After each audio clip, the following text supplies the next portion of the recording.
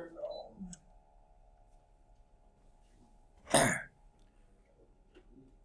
on. Okay.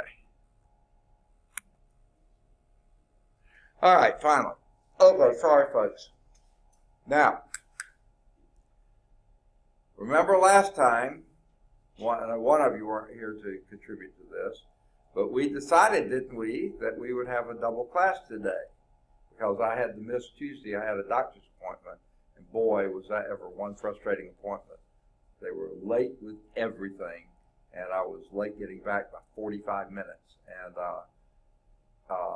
And my computer, the UAB website, the public website that you're supposed to be able to link to, it would let me do like one operation, then it would drop. So I'd have to go back and get it all up again, and I'd get one thing done, and it dropped. So it was so frustrating. But anyway, can anyone stay 10:45 to 12? I know you can. I know you can. Nobody can? Can you? You got class. Can you do it Tuesday, maybe? Can we just cram all the work we need to do in 1 hour? I doubt it. I can't even get the thing to light off. Okay. What I'll do, if you don't think we can meet ever after this, I'll just stay and record the second lecture, and it'll all be on this in this one class. So I'll be here, but I just wanted to do it at a time when at least one other person could be here. But if you don't think that's going to be possible, I'll just do it to try to make up the time. Okay? All right. So let's get going. Last time, I think we did this slide and pretty much beat it to death, didn't we? Okay? Yes. These were these points, and we got where they came from. Okay? So these are some of our favorite. Now, remember, we're doing unit circle, so all we refer to are the t values. We're not even calling them angles yet. Later, we've already mentioned radians. These are radians, okay? But they're just calling them t values, okay? And what we're doing is identifying the coordinates of these t values, okay? When t is equal to 0, of course, you're at the point 1, 0. You know what the sign is there. It's the y value, the cosine, the x value, the tangent. So yeah, you can go through all those. If you know the coordinates, you can get all the trig functions. Okay, at t equal pi fourths, you're at, and we remember how to get this, square root of 2 over 2, always. X and y coordinates are both. Because that's your diagonal, that's your 45-degree line. Whatever your x is, that's your y too. Okay? Because this is the line y is equal to x. Okay? Pi halves, you're right up here. The sine, cosine, and go on from there. Okay? Your 3/4 pi is over here. Notice your x's are negative, your y's are still positive, so your sines, cosines, tangents, all those are calculable. Then pi, 5/4 pi, 3/2 pi, and 7/4 pi. We'll get back around here. Okay, we did those. Now, let's do this one. Now, this is a little bit. All right.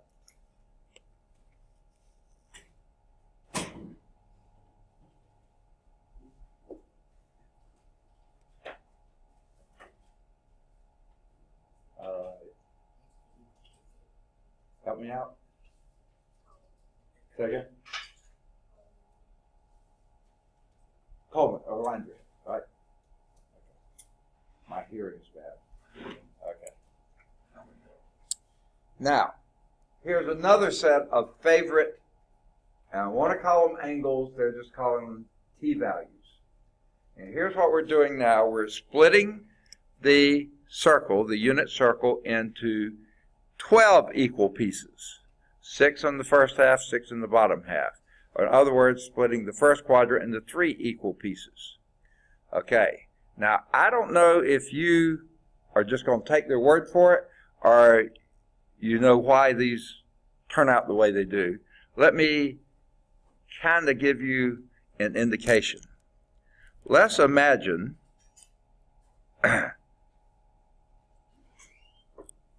that we imagine we draw a line here between those 2 points there, okay, and the joins here.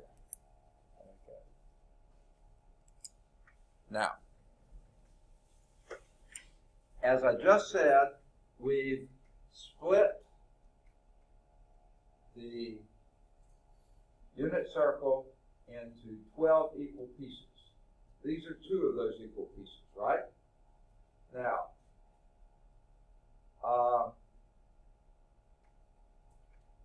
I'm going to use, because I think you're more familiar with it, even though we haven't gotten there yet, the degrees here.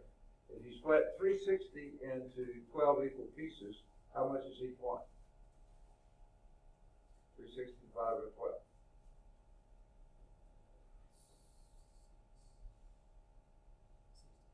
Say again? 60. Okay, 30. 30. Yeah. And 2 of those would be 60. So basically what we've got a 60-degree angle here. Okay? 30 here, 30 there. Okay? 60-degree angle here. Now I want to ask you a question. Hopefully it'll be fairly obvious. Would you say that these 2 angles here have to be the same? Yay or nay? Yeah, they look like they're exactly equivalent. Okay? So if they're equal and this is 60, the 3 angles of a triangle have to add to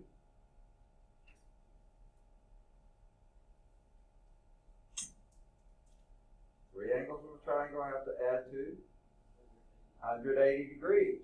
This one's 60, that leaves 120 left, right? These 2 are equal. They would have to be 60 each. So if these 3 angles are all the same, that means these 3 lengths are the same, right? So that means that you have, this is a unit circle, so the radius is 1, that's 1, and this is 1, right? And you're 30 degrees above and 30 degrees below, so guess what the y value here is here? If this is 1, this would be exactly half of that. 1/2, okay. So that gives the y value here at this point to be 1/2. That's all we need, folks. Okay? We need to know that. And then we need, since the y is 1/2, it's a unit circle, so tell me what x squared plus y squared is. It's a unit circle. 1. Okay? And if y is 1/2, that says x squared plus 1/2 squared is equal to 1. That would be x squared plus, and what's 1/2 squared? Help me, help me.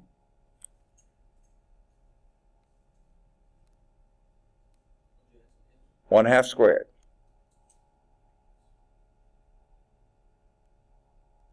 What's 1 squared? 1/4, very good, equal 1. Okay? Now let's subtract 1/4 from both sides. And that would give us x squared is equal to what? 1/4 minus, 1 minus 1/4.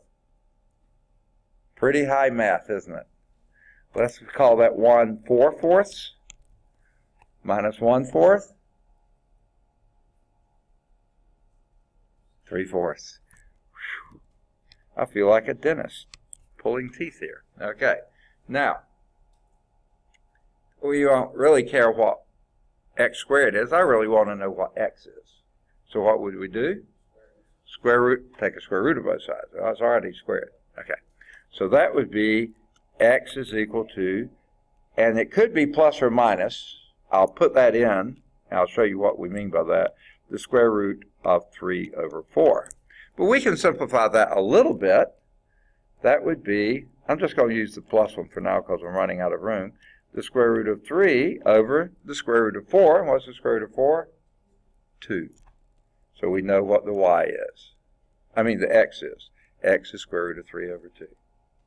Right? And where's that minus? That's down here. Well, no, it's over here.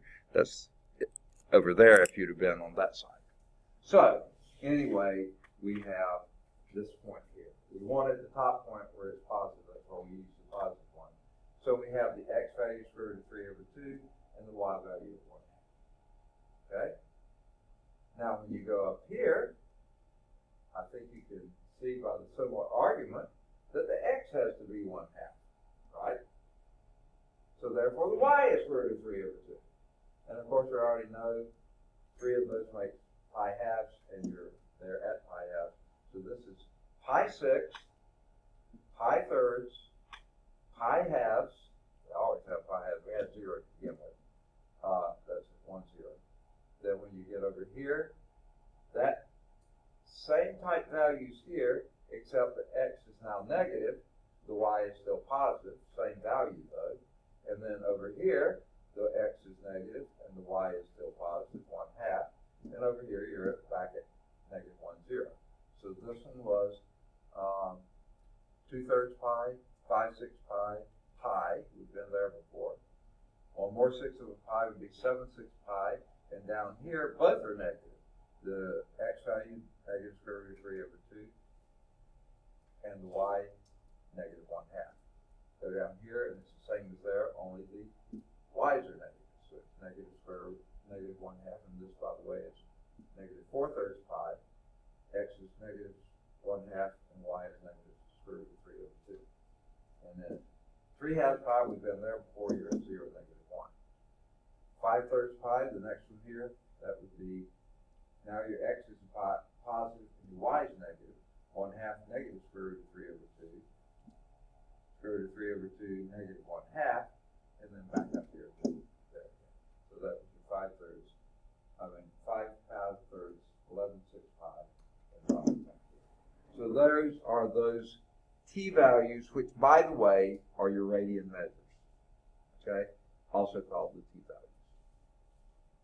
Now, again, remember, if you know the coordinates on the unit circle, you know the sines and the cosines. You can calculate the tangents and the cotangent. You can calculate the secant and cotangent. Remember how to do it? We had it before. The sines are the y's, cosines are the x's. The tangent is y divided by x. Cotangent is x divided by y. Secant is 1 over x, and cosecant is 1 over y. Reciprocals of those. We'll get to them again, over and over again, but this gives you the points. Once you have the points, you have the values. Okay.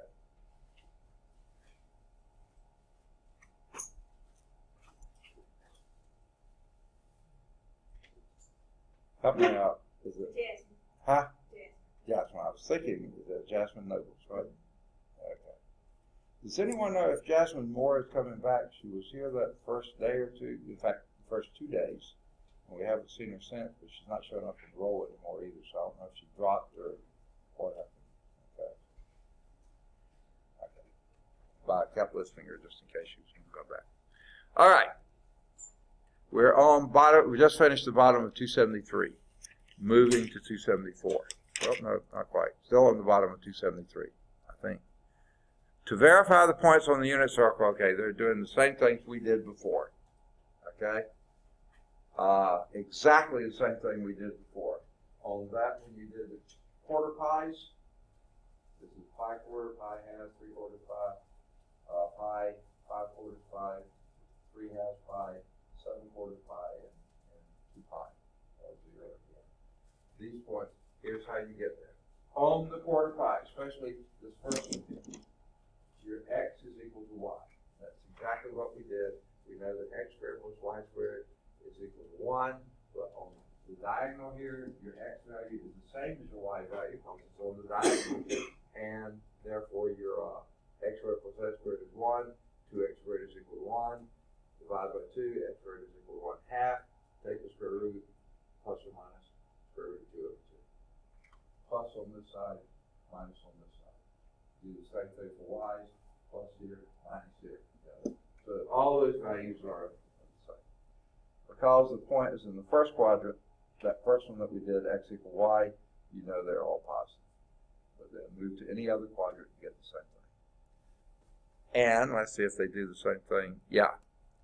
use similar reasoning to verify the rest of the points. They don't quite say how. I showed you how to do this one. Realize that you have an equilateral triangle if you include any two of these segments. Okay? And once you do that, you know that's 1/2. Once you know the y value is 1/2, you can calculate x value from that same formula. X squared plus y squared is equal to 1 unit circle. Okay? And then you can calculate the rest of them. And do the same thing here, and you get that one. Here the x is 1/2, the y is square root of 3 over 2, and then just change signs to the various points. Any questions on those? That's the how you get it. Let's do example 1. Okay? Evaluate the 6 trigonometric functions at each real number. Now, what step do you think you ought to do first? Now, at least to begin with, I'm going to draw a circle. Now, my circles sort of stink. We'll assume that's a unit circle. Where in the world is pi 6?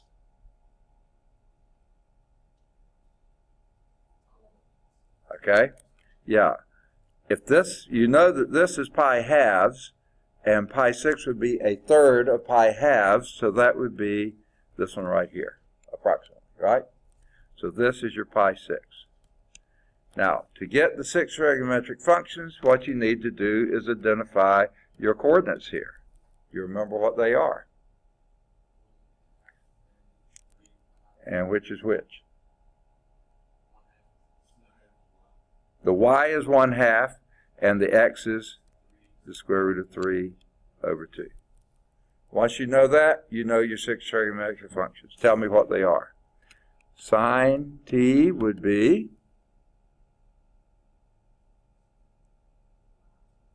the y value, which is, I can't hear, 1/2. Very good. What's cosine t? Square root of 3 over 2. Okay? Tangent t. Second? Not what? Okay, no. It's y over x. Okay? And since this is y, that's x, I just sort of draw a line there, even if I don't do it. I did it visually. The 2's will cancel out by multiplying numerator and denominator by 2 over 2. And you got 1 over root 3. Right? Which, if you don't, okay, and if you don't like square roots in the denominator, which Amber can't stand, then what do? Multiply by numerator and denominator by root 3, and what does that give you? Square root of 3 over 3. What would be your cotangent of that t? And by the way, this t is pi 6. I'm just writing t because it's easier to write t than pi 6. Okay. What would that be?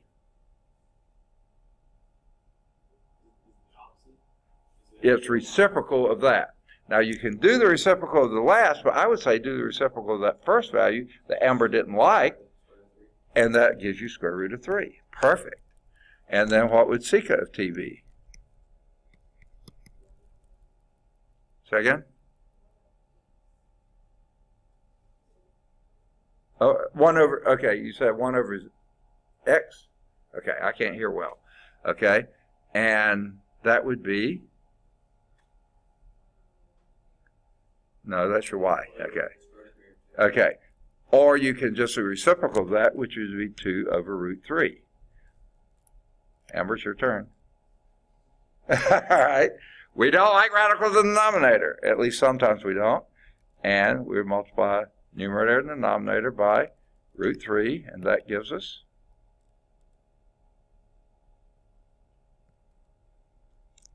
That gives us 2 root 3 over 3. Right? Got it? See it? Okay. And then how about cosecant t? What would that be? What would that be? That would be 1 over y, which would be 1 over 1/2, which would be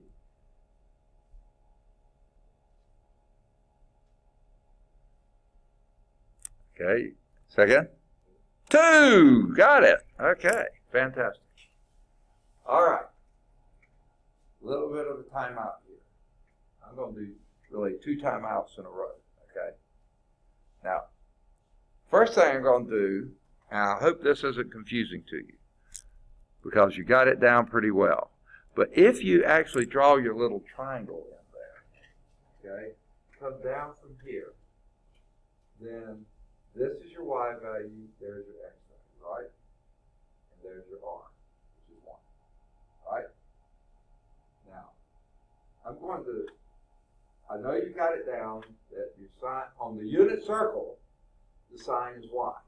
But really what it is y over 1, which is y, right? The cosine, you got it right, is your x, but that's x over 1, okay? And then the tangent is y over x, which we just did. Cotangent is x over y, which we just did. And then the secant is the radius over the x, or the reciprocal of the cosine, okay? So you see, after a while, I don't think of 1 over x anymore. I already know what this is, I just flip it, okay? And then the cosecant is flipping the y. There it is. I don't have to worry about 1 divided by 1/2. I just flip this. Okay. So that's one thing. Here's the other thing. Do you see that sine and cosine can never exceed 1? Because the maximum value for x here is 1. Maximum value for y here is 1. Minimum here is -1. Minimum is -1. You can't get outside of plus or minus 1. Everything else, the x values are less than 1, greater than -1. Can't be equal to -1. The y's less than or equal to 1, but greater than or equal to -1. Always. So your sine and cosine are always in between plus or minus 1. Always. Now, think about secant and cosecant. They're reciprocals. So therefore, they're always outside of plus or minus 1. In other words, your secant is always a number greater than 1 or less than -1. Your cosecant, always greater than 1 or less than -1. They can be equal at those points. They can be equal. Other than that, they're always greater. Just like sine and cosine is always less, except for those points they're equal, because they're reciprocals with each other. So if you ever have a secant or a cosecant, know that value's got to be greater than 1 or less than -1. You ever got a sine or cosine, know that it's got to be a decimal number. You cannot have a sine of the thing being 1.2. Not going to happen. Secant could be 1.2. Secant would never be 0.7. Ever. You can't have it in between -1 and 1. Okay? Just a little reminder. Okay. So there is your A1. Let's do B. What I think I'll do, I think I'll erase them all. Okay? Can I erase this? You okay with it? Okay. I'll erase them all because that wasn't a very pretty circle anyway. Let's do B, and how I would start with B is try to do another circle. Okay? So, if that's my circle, it's a unit circle. Remembering this is 0.1, 0, 0, 1, -1, 0, 0, -1. Okay? Now, 5/4. Where in the world is 5/4? Where are you, Waldo? 5/4 pi. Say again? Third quadrant. Excellent. And in fact, you split that third quadrant right in two. There you are. There's your 5/4 pi. Because what is one across the straight line there? That would be pi. And 1/4 past pi is 5/4. That's 4/4 plus 1/4 is 5/4 pi. That's where you are. Now what you need to do is figure out what your coordinates are. What's true about the fourth quarter? What's negative? It's not, okay. They're both negative. And then what? Okay. My hearing's just terrible. Root 2 over 2 is the value, and they're both negative. Okay, so now it's pretty easy to start doing. Sine of that t, I just don't like to write 5/4 pi, it just takes so much time to do. Okay, would be what?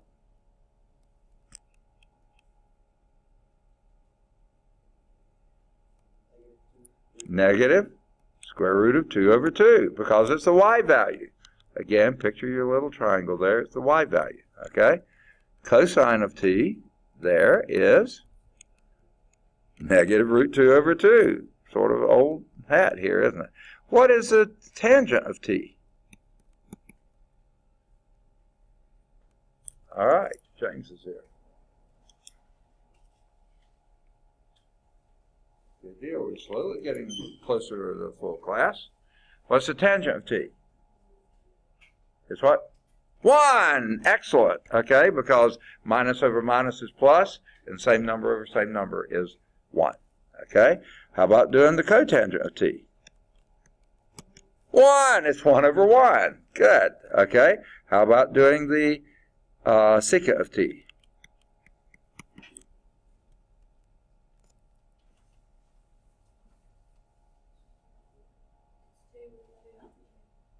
Okay, 2 over root 2, I'll buy that. 2 over root 2, only it's a minus, right? Okay, but now we have to rationalize that denominator, right?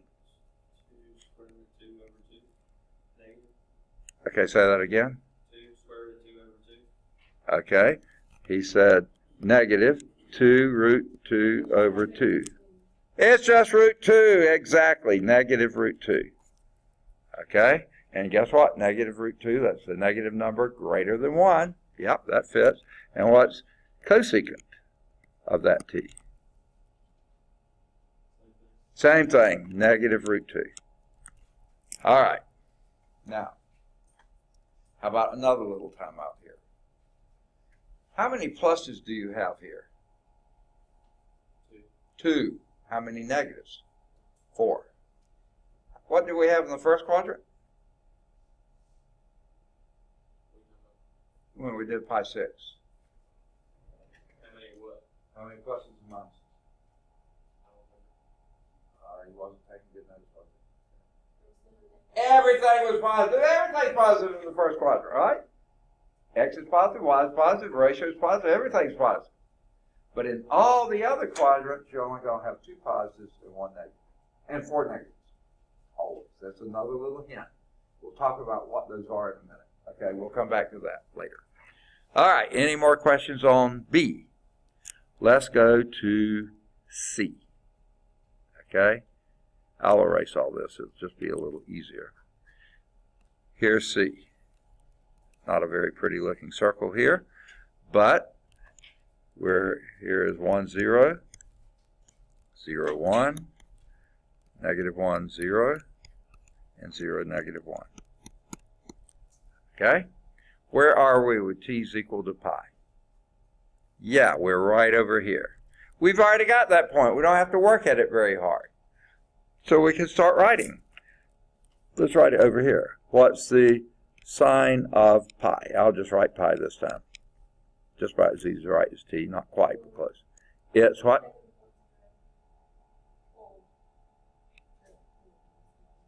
The point is negative 1, 0, so what's the sign? It's what?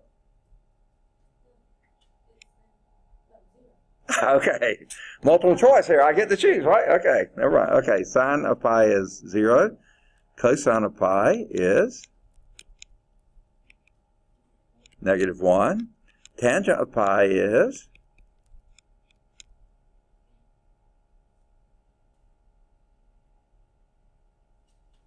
help me.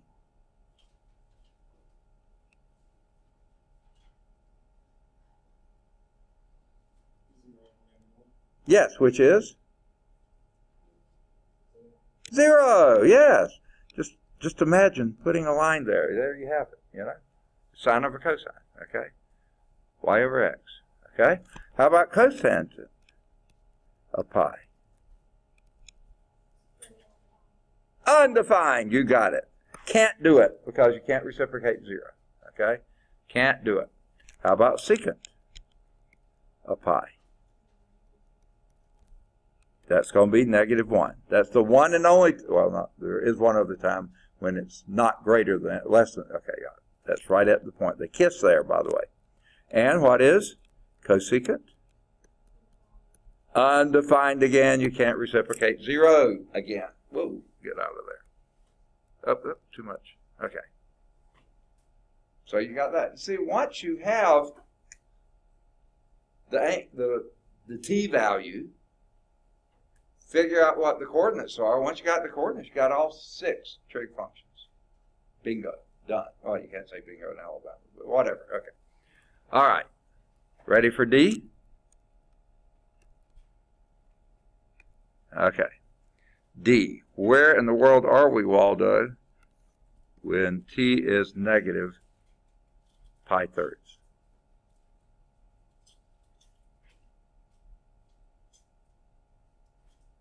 What does that negative mean? You're going? Yeah, backwards or? Clock. Clockwise. Very good. Okay. And where is pi thirds then?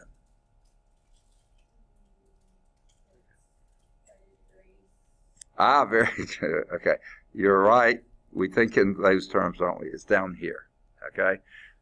Think of this as being negative pi, right? The whole line down there. A third of that would be here, and 2/3 would be over here. Yeah, you got it. So this is t is equal to negative pi thirds. There you are. What are your coordinates there?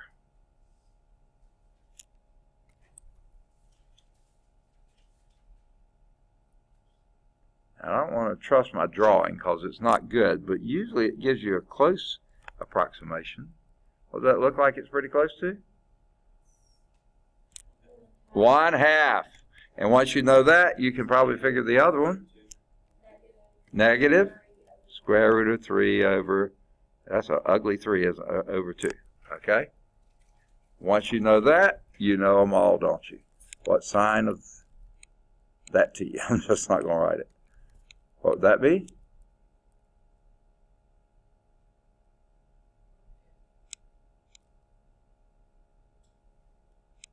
Okay, that's the x value. Ah, very good. Minus square root of 3 over 2. That 3 looks a little better. Okay, the cosine of that t is 1/2. Very good. The tangent of that t, again, I just imagine putting a line here, wiping out the 2's. That would be negative square root of 3. Very good. The cotangent of that t, cotangent of that t is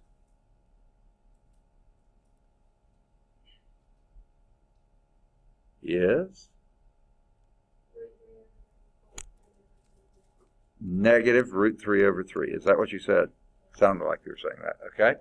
And what would be the secant of that t? 2 will do. Okay. And then the cosecant of that t would be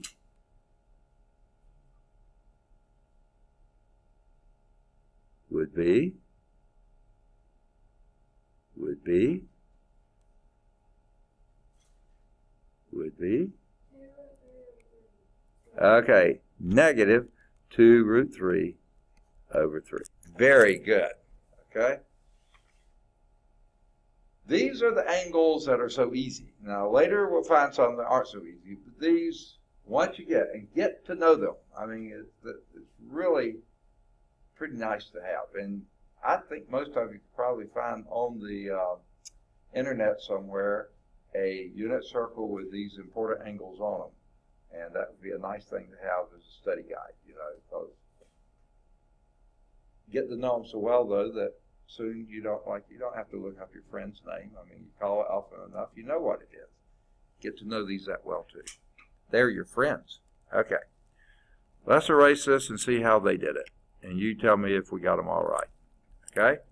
The A1 here for each t value, begin by finding the corresponding point on the xy on the unit circle.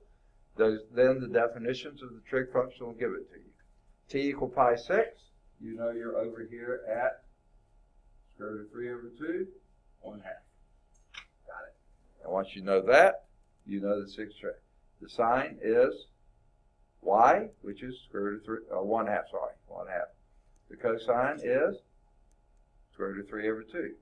The tangent is y over x, which is take that top one, divide it by the bottom one, 1 over root 3, which comes out being, well, 1/2 divided by square root of 3 over 2, which comes out being 1 over root 3, which comes out being square root of 3 over 3. Boy, they string it out, don't they? Okay. Now, they go up to cosecant. I like to go around, but you can do it however you want to. Reciprocal of sine, I like to put it up by sine, so it makes sense. That would be 1 over 1/2, which is 2. And then they do secant next, which is reciprocal of cosine, 1 over x. That's 2 over root 3, which when you rationalize the denominator, it's 2 root 3 over 3, which, by the way, is greater than 1. And then cotangent, which I would have done after I did tangent, x over y, and that's root 3 over 2 over 1/2. The 2's can go out, leaving you just root 3. Good deal. Got it? Makes sense? Okay, let's do the next one. 5 pi fourths corresponds to the point over in the third quadrant. xy is now negative root 2 over 2, negative root 2 over 2. So sine is that y value, which is negative root 2 over 2. Cosine is the x value, which is also negative root 2 over 2. And tangent is the ratio of those two, but they are the same sign, same everything. That comes out being negative root 2 over 2 over negative root 2 over 2, which is 1. Now, minus divided by minus is plus, same number over same number. Then they go to, cosecant for some reason. Okay, 1 over your x, or 1 over the y, 1 over the sine, and that's reciprocal of that, which would be negative 2 over root 2, and they just reciprocate it, they didn't divide it. So that's how I just jumped to that, and then rationalize the denominator, and it's a minus root 2. Okay? Actually far easier. If you remember, way back, this started off being negative 1 over root 2, and we rationalized it. So if that's negative 1 over root 2, it's just negative root 2. Okay.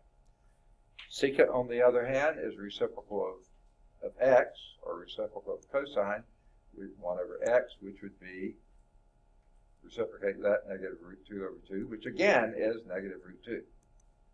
And cotangent would be y, or x over y, reciprocal of tangent, and that would be, why go through all this? It's reciprocal of 1, which is 1. Okay, good deal. Now, t equal pi, you're at that point over here, negative 1, 0. So, sine is y, 0. Cosine is x, which is negative 1. Tangent is the ratio of those two, which is 0. 0 divided by negative 1 is 0. Then they got to cosecant, would be 1 over 0. Undefined, you can't do it. Okay? Secant of pi would be 1 over x. So that was, x was minus 1. So that's 1 over minus 1, which is minus y. And then cotangent is x over y, which would be negative 1 over 0. Can't do it. Undefined. Make sense? Pretty exciting stuff, huh? So then let's do t equal minus pi thirds. Well, minus says you're going clockwise. Pi thirds says you go a third of the way around to pi, which would put you in the fourth quadrant, but a little bit closer to the y-axis. That corresponds to the point x equal 1/2, y is equal to minus root 3 over 2. Okay? Sine of that would be the y value, negative root 3 over 2. The cosine would be the x value, which is 1/2. The tangent would be the ratio of those two, which is going to be negative root 3, which is negative root 3. Then they jump to the cosecant, which is reciprocal of y, which is reciprocal of sine, which was minus 2 over root 3, which is negative 2 root 3 over 3. Secant reciprocal of x, which is reciprocal of cosine, and that was 1 over 1/2, which is 2. And cotangent, which is x over y, which is reciprocal of tangent, and that was 1/2 over negative root 3 over 2. Well, positive divided by negative is negative. The 2's go out. 1 over root 3 would be root 3 over 3. Negative 1 over root 3, which is negative root 3 over 3. Now, let me say this, because I know it's going to come up. They seem to be very serious about getting radicals out of the denominator now. In a section or two, they're not going to care. Okay, they'll leave them in there. So why they're not consistent, I don't know. To me, either leave them in or don't mess with them. But you'll see. But it doesn't matter to me. Does anyone know why we rationalize denominators? Because they told us to, right? Okay. In reality, there was really a very good reason. Okay? How do you divide numbers? Fractional forms. Okay, but here, what I mean, the actual doing the division. What if this is what we had? Now, if that's what we had in the old days, and I'm talking about before you have those punchy button things, calculators, okay, or computers. And this isn't that long ago, folks. Maybe in your lifetime it's a long time, but I was a sophomore in college before I saw my first calculator. It was in a physics class, 8 o'clock beginning, I think it was that fall morning, first day of class, 8 o'clock in the morning. We're in a huge lecture room of probably 200 people or something like that. And in walked a couple of guys with those things strapped on their belts. That's how they used to wear them. And the rest of us went, oh no, there goes the curve. Because those calculators could add, subtract, multiply, and divide. That's about all. And they cost $600. They were big, bulky, and you had to plug them into the wall. They didn't have rechargeable batteries. Okay? $600 to add, subtract, multiply. But the rest of us were doing our heavy calculations with slide rules. You don't even know what those are, do you? Okay? Basically, to multiply and divide, you were adding and subtracting logs. You had a log scale. Yeah. You don't need to think about that. But back then, if you were dividing, now I'm going to cheat here and have you look up square root of 3 on your calculator. Someone punch that in. 1.732 what? Do it more slowly. 1.7320508. Is that all? Say again? 08. Another one, or is that? Again, okay, 08. That's all the digits you got? Okay. If you were dividing that into 1, you'd have to put, that's 1, 2, 3, 4, 5, 6, 7, 8, 9. 1, 2, 3, 4, 5, 6, 7, 8, 9. And then you start doing your division. Okay? Y'all don't remember that, do you? Remember you had to move your decimal here and move the decimal there. Actually, the decimal doesn't go there, it goes there. And then you do the division. Long division. No calculators. Long division. As you might guess, that's a pain in the neck, especially if you want to take it to 3 or 4 decimal places. Right? Okay. Now, I'm going to do the same thing here, and this would be 3 into 1.732050808. Which you think is going to be easier to do? without a calculator, that one.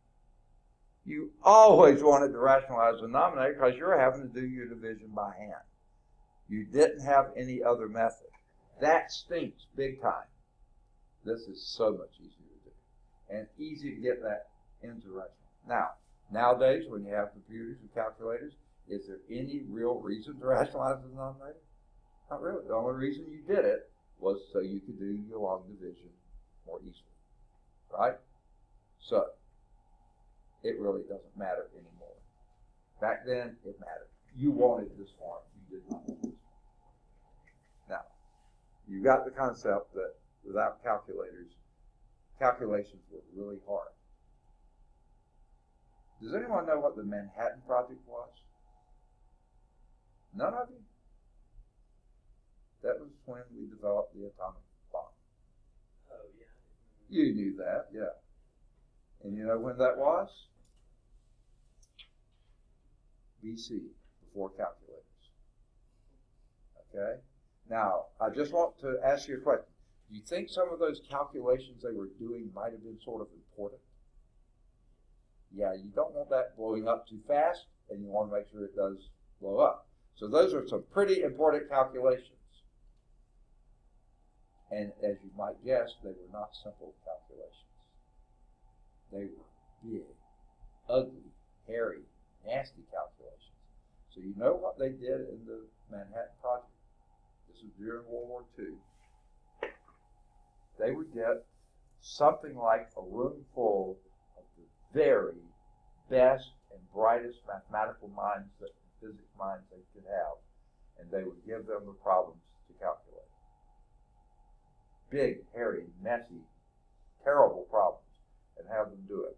Have everyone in the room doing that. I mean, these were probably PhDs, really, really, really the brightest they could find, doing this, and then they look at all the answers and pick the one that shows up the most.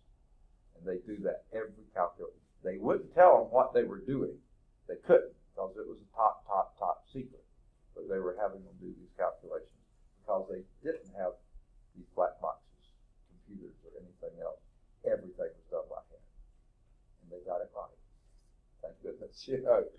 But they couldn't just say, oh, go figure this. They wanted to make sure they had that answer correct. All right, never mind. That's off onto a tangent, but we do tangents, right? Never mind. All right, that was example 1. There is a checkpoint bottom of the page. Remember what you can do with checkpoints? If you can't, they're very similar to the problems we just did. So as soon as you get out of class and don't have another class, and by the way, those who came in later, can any of you stay right after class and have the makeup class for last Tuesday? Can anyone? You can? I hated to be in here talking to myself. Glad you can stay. Okay. Anyone else that can stay, please do so. I will record it on Screencast-O-Matic. I will put it out there on YouTube. But I'm glad that I won't be talking to myself for an hour and 15 minutes. So sometimes it feels, no, I didn't say that. Okay. So the checkpoints. As soon as you can after class, whenever that is, try to do these just to refresh it in your mind. If you get stuck, notice the audio video solutions are at larsonfreecalculus.com. You have Computer Study Aid right there. You don't have to pay a thing for it. You bought it with the book. Okay, so now let's look at domain and period of our two fundamental functions, sine and cosine. And from that, you can usually figure the rest of them. But let's start with sine and cosine. What do we mean by the domain of a sine or a cosine function? Okay, not the x that you see on the graph here. This is the graph of the function. This is the unit circle. But it's what value your x's can take on. And remember that not the x's, the t's can take on. Remember, you take the sine or the cosine of those t's. And that can be any positive number in the world, any negative number in the world. What you're doing, you're taking, it's all real numbers. Okay. Now the x and y, this is the graph, this is the unit circle with the x and y on it. Okay? The Domain is a set of all real numbers. That's all the angles you can take, all the t's that you can put in there. The range would then be, don't think x and y here, but think, well, it says you do. For the sine function, the sine is your y's. And what do the y's go? From plus and minus 1. And they stay between that.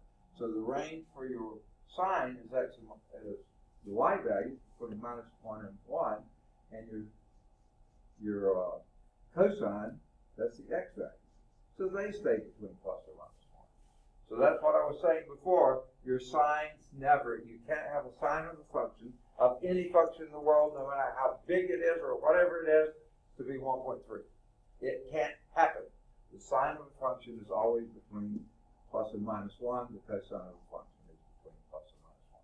It can be 1. The equal signs are there, but it can't be any beyond positive 1 or beyond negative 1. It has to be in between the two. Okay? So this x and y defines the sine and the cosine, because the sine of t is y, the cosine of t is x. So these are your ranges for sine and cosine. Okay? Your domain, as many times as you want to go around that circle, however far around you want to go, plus or minus, all real numbers. Okay? Now, so my definition, sine of t is y. T's can take off any values. That's your domain. Y is your range of your sine. That's between plus and minus 1. Cosine of t is x. T can take on any value. X stays between plus or minus 1. Okay? So sine t stays between this. Cosine t stays between that. So the values of sine and cosine range between plus or minus 1. Input, all real numbers. Output between plus and minus 1. If you started, and it's jumping a little bit ahead, the graph of the sine function does like this. Stays between plus and minus 1, plus and minus 1, plus and minus 1. And you can go forever and ever and ever and ever and ever. Both directions, but the range is between plus and minus 1. Same with cosine. Cosine just starts up here and looks like this. They look almost identical. Okay.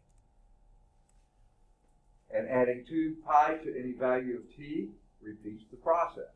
Okay, that's why I said sine starts here, and then 2 pi, you're back here, and 2 pi, you're back there, and another 2 pi, you're back there. Starts over and over and over.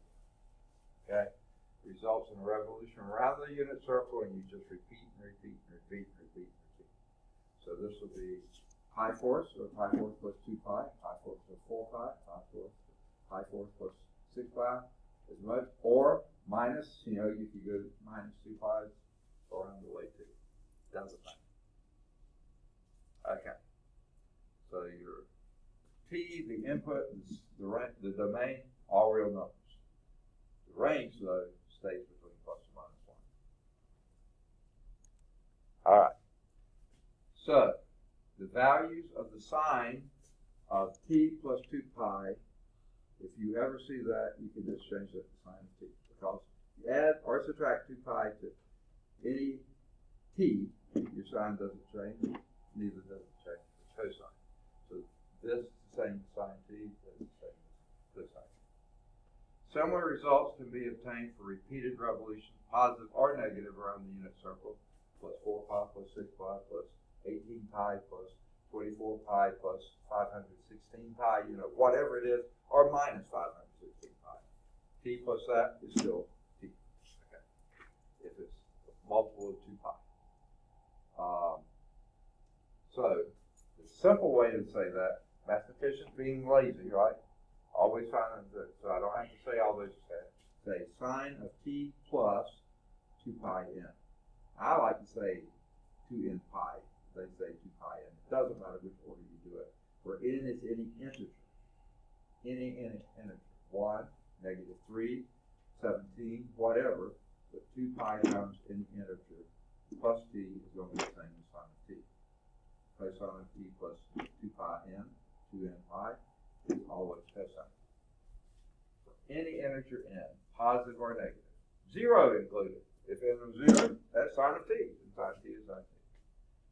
So functions that behave in such a repetitive or cyclic manner are called periodic functions.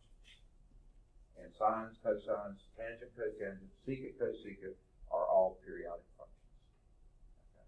That's why I said sine starts like this. One period, it starts again, again, again, and this way, again and again and again. Periodic cosine, same thing. Periodic functions, they just repeat the same period over and over again, just like I'm repeating the same words. Okay, got it. That's fine. All right, so here's the definition of a periodic function. A function f is periodic when there exists some positive real number c such that f of t plus c is always the same as f of t.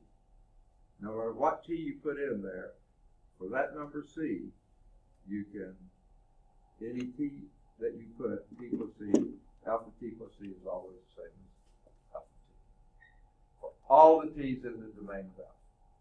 The smallest number c, for which that's true, is called the period of f.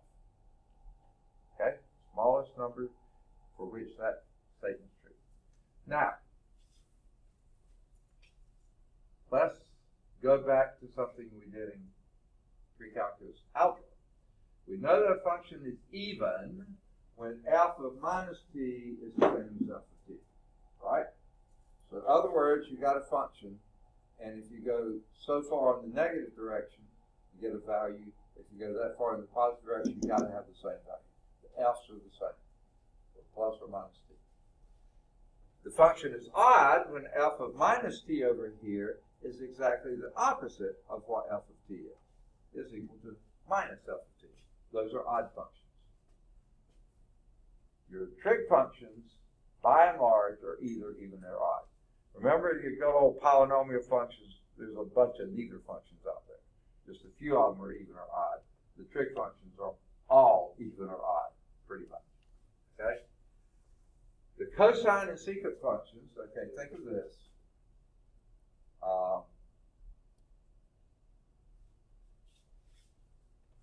Let's go back to the unit circle. Hopefully this will be helpful. If you notice here, sine being which value? The y. If you go this way, your y is going positive. If you go this way, your y is going negative. Same amount though, so therefore sine is an odd function. Cosine, on the other hand, is the x value. You go here or go there, the x value is the same, right? So therefore cosine is an even function. Tangent is sine over cosine, or y over x. So y is changing. Okay, y is positive, positive. X and y are both positive here. X is positive, but y is negative here. So the ratios are positive here, negative there. So again, that's an odd function. Then cotangent is reciprocal of tangent. That's going to be odd. Secant is reciprocal of cosine. That will be even. And cosecant is reciprocal of sine. That was odd. So 2, cosine and secant, are even functions. And your other 4 are all odd. Okay? Ooh. Yeah, that's what it says here. Okay, the cosine and secant are even functions. The others, sine, cosecant, tangent, and cotangent, are all odd functions. Hang on to that, remember that. It'll be helpful in the last half of this chapter when we do graphing. That'll be your second test, by the way. Not all of this part of it. Okay, so let's do example 2. Now, I hate they doing this problem for you, okay? In fact, I almost want to blank it out, okay? But I can't, okay? So, how do we do this? What if you're trying to calculate, forget this, just doing the sine of 13 pi over 6, okay? Now, that's outside of our unit circle. You remember our unit circle started at 0, 1 pi 6, 2 pi 6 is the pi thirds, 3 pi 6 is the pi halves, 4 pi 6 is 2/3 pi, 5 pi 6, 6 pi 6. Went around to 11 pi 6 and 12 pi 6, which is 2 pi. This is outside that, okay?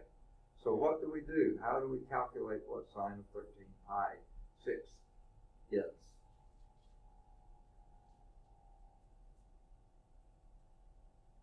Subtract off the 2 pi. So anytime you have something you don't know the angle for, add or subtract 2 pi. And you'll probably get an angle you do. I mean, if it's outside one wrap around, okay? So what I would do here was subtract 2 pi. But I need that in terms of 6. So I don't want to say minus 2 pi. That's what I'm doing. But what I'll do is do it this way. Okay. This thing here, I'm going to subtract 2 pi from it. Okay. Which is 13 pi 6. How many pi 6 is 2 pi?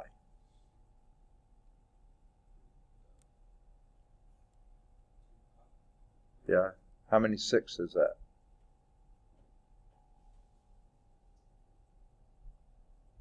How many sixths of a pi are in a pi? 6. So how many would be in 2 pi? 12. Very good. 12 pi over 2. You see, when I'm thinking pies, I'm thinking food. Okay?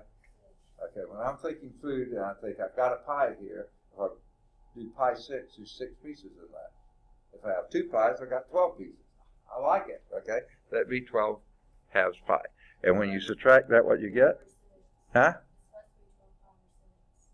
And that'll be, and that's the same as sine of, okay, what did you say? I didn't hear. You have 12 pi over 2. It's supposed to be 12 pi over 6. Over 6, you're right. I'm sorry. Yeah, you knew what I meant. Okay, okay. That would be how many 6 then? 13 pi 6 minus 12 pi 6 is? Pi 6, exactly. And we know what sine of pi 6 is, don't we?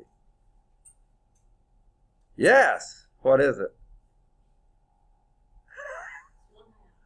1/2. You got it. 1/2. Very good. All right. Good deal. Oh, I hadn't turned the page. Now, so they really do the whole problem for you rather than letting you do the problem, but I don't know why.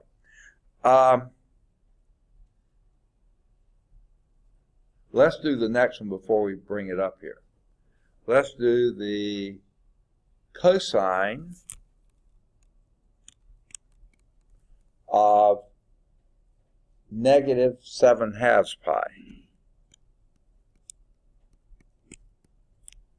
Okay. Now, what are we going to do that one? That's not in our one trip around the unit circle. So what might we do?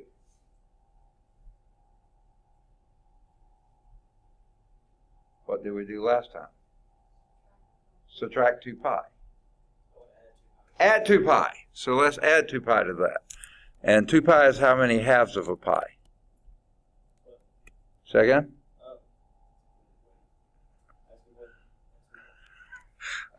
2 pi is how many halves of a pi? 4. Very good. So we add 4 halves pi. Right? And what does that give us? Negative 3 halves pi. Now you can either play with that or you can add another 2 pi if you like positives. I don't care. Huh? What you want to do? Play with that one or add another? Play with that one. Okay? If I were going to draw that then, here's my good old unit circle, not very pretty. 3 halves pi, minus 3 halves pi. That's minus 1/2 pi. Got to go clockwise, right? Right? Minus 1/2 pi, minus pi, minus 3 halves pi. Right? Huh? I'm sorry? It doesn't work like that. It doesn't. How does it work? Yes, it does. Minus 3 halves pi. You said you wanted to stay with it. Minus, you go clockwise. There's half a pi, a full pi, 3 half pi. So that's where you are. All you need to do is figure out where you are, Waldo, and that's where you are. If you wanted to do another, add another 2 pi to it. And how many half pies is 2 pi? 4. 4 pi over 2. Add it to minus 3 pi over 2, and what do you get? Second? Half a pi, okay? I like the sound of that. Okay, half a pi is right there. Yeah, we're at the same place there, folks. Doesn't matter which way you get there. Once you get there, though, what is the cosine of that?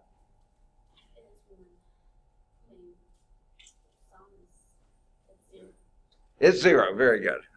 I think I followed that logic. But anyway, that is 0. Very good. Okay.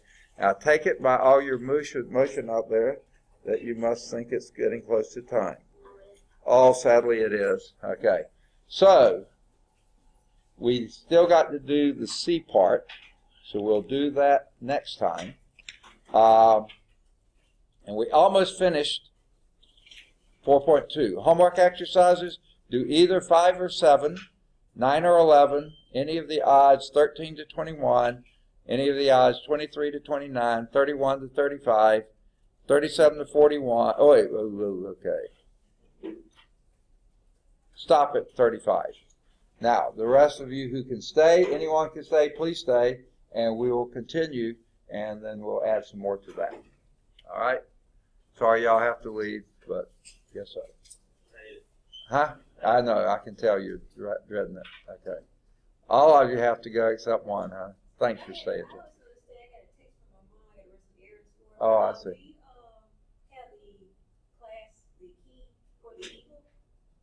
No, I don't. Yeah, I've got to see if I can get that for, I don't know why, if you bought it, they don't give it to you.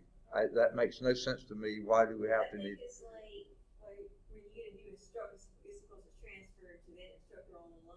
So Right. it's like I still have it, I just don't have a key to it. So Okay. I guess I'll like sit through like the lectures on Okay. YouTube. And you can't continue using the one you had last time. Well, I can, I just don't have a key. So Yeah, I know, but I mean, this key that you had last time won't work. Yeah, because that was under a different instructor. Okay, but it won't work. I mean, have you tried it? Yes, I tried it. You did, and it won't. Okay, I'll try to get it hopefully today. Okay. No, I'm not going to have any time today. I have 30 minutes for lunch, and then I'll be in class.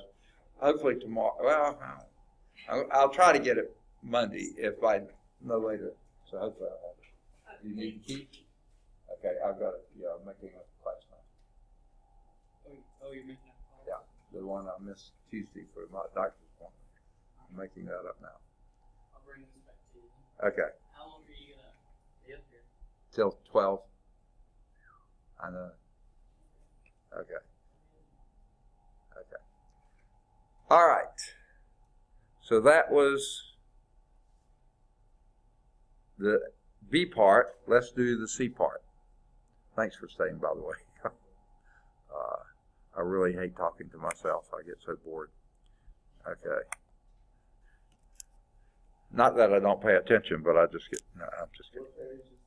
We're on page 276, the C part for example 2. And here's what we have. And this is the next set of exercises. For sine of t is equal to 4 over 5. Okay? That's not one of our favorite things. We didn't have any of the things that came out with a sine equal 4 over 5, but it could be. It's anything between 0 and 1, or minus 1 and 1. So that certainly is some angle, just not one of our favorite ones. Now they're asking, what is sine of minus t? Can you tell me? Yeah.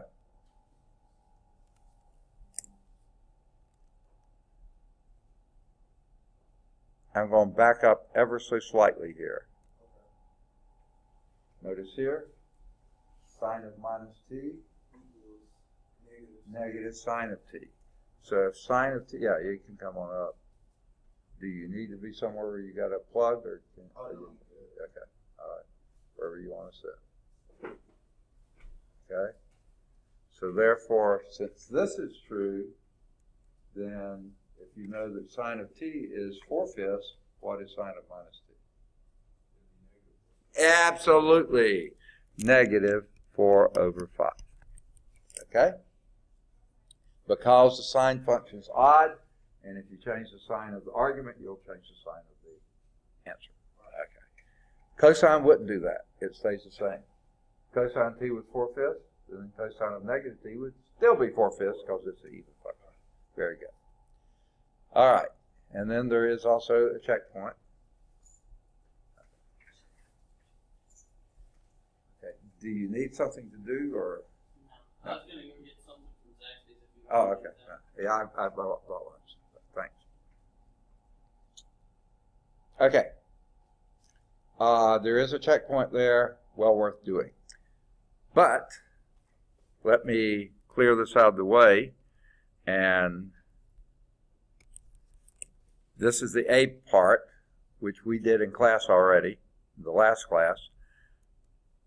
So that's the same as sine of pi 6, and the sine of pi 6 was 1/2. Okay? The next part, cosine of that, I don't know, did we finish the problem though? I can't remember.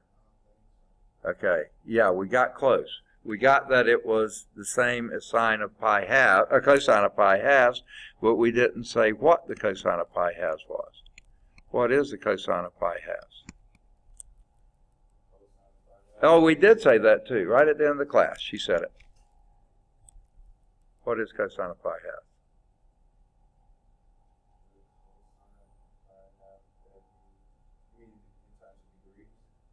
You don't need degrees, just give me the number. What's cosine of pi halves. Yeah, what is it? Cosine of pi halves is? Yeah, it's the same thing. Of what? Yeah.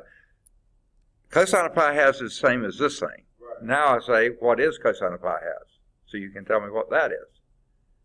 Is that 90 degrees? It's at 90 degrees. And when you're at 90 degrees, I know what you're thinking, and you're thinking well. Okay, up here, Right. what is cosine? Cosine is this point right here is what? Name that point for me. Name that tune, okay? Unit circle. Oh, that would be 0, 1. 0, 1. You got it, okay? So cosine is which of those? Cosine of the x. X, exactly. So that would be 0. 0. And she said that, remember, right at the end of the class. Cosine of pi halves is 0. So the reason we did the cosine of pi halves is because... We know that one. Right. And we know cosine of pi halves is the same as cosine of negative 7 halves pi. Okay. So that's what we're looking for. So if we knew what cosine of pi halves was, we know what this one is. We know that 0. So we the took the coordinates for it. And Yes. Since it was x, we took the 0. Exactly. Okay. But you see, the original problem was what is the cosine of negative 7 halves pi.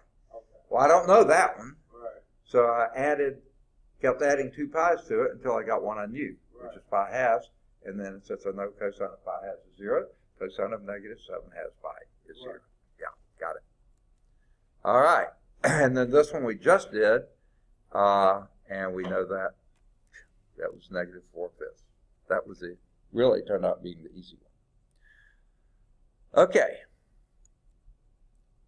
When you're using a calculator, when you're evaluating a trigonometric function with a calculator, you need to make sure you're in the right mode. So you have to know your calculator and how to get from one mode to the next. If you don't know, I can maybe look at it and help you with it some. Now, are you using mostly a phone for a calculator, or? No, I left my calculator. Okay, yeah. Well, figure out how to change the mode. Right. There's usually a way to do it. Like the second, Yeah, something like that. Okay.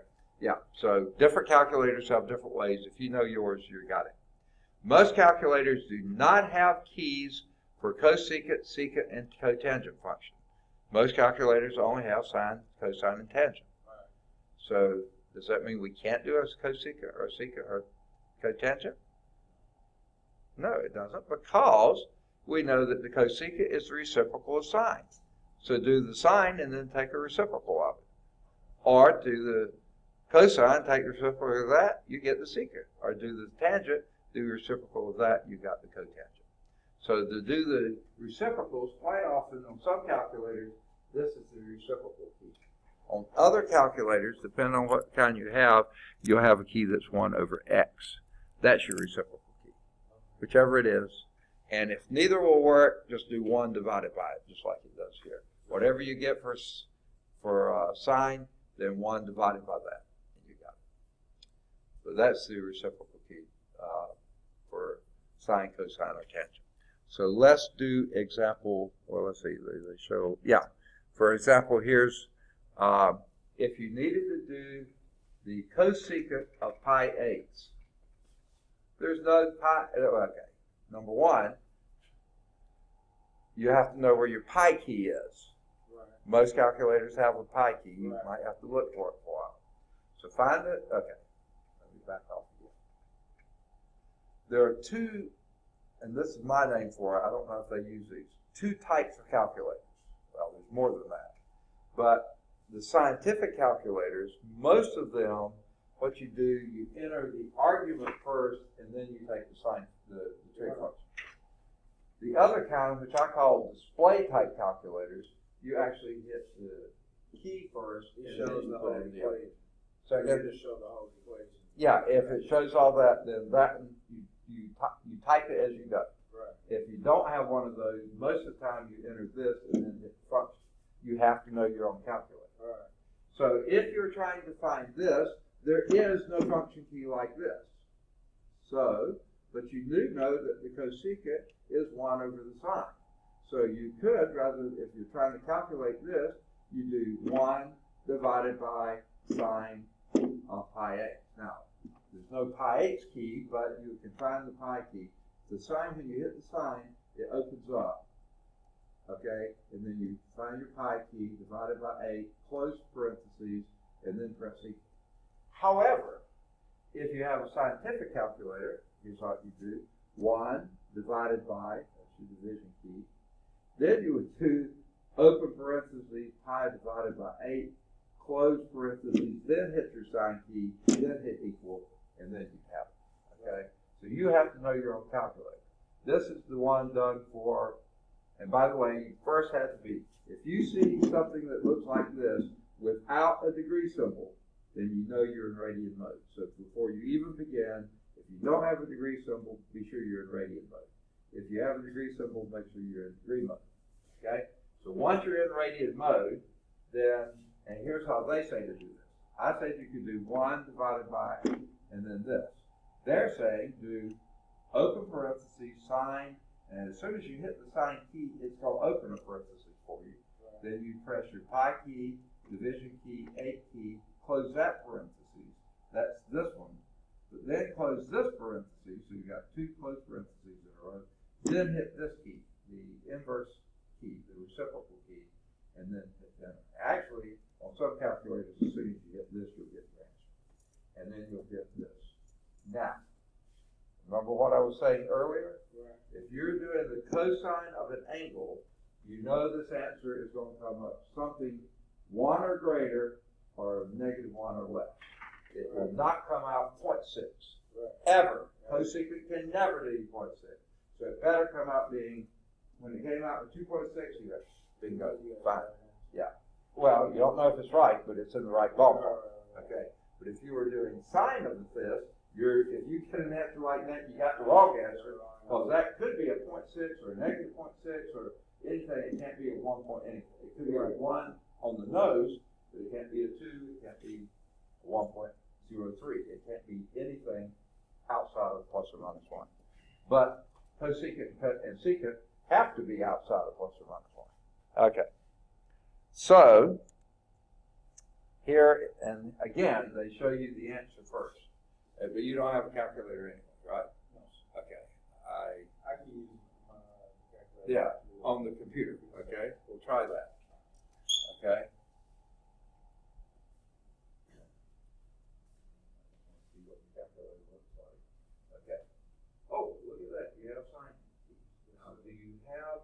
Whoops. Do you have your? Okay. See down here. You're now in degree mode, get to radian mode. Because this one is in radians. Okay. So be sure you're in radian mode. Because if that had a degree symbol by it, even though it has a pi in it, that's degrees. If it has no degree symbol, that means you're in radians. Okay. Now, try it the way they do it here. Sine, and when you do the sine, I bet you it gives you an open parenthesis, doesn't it?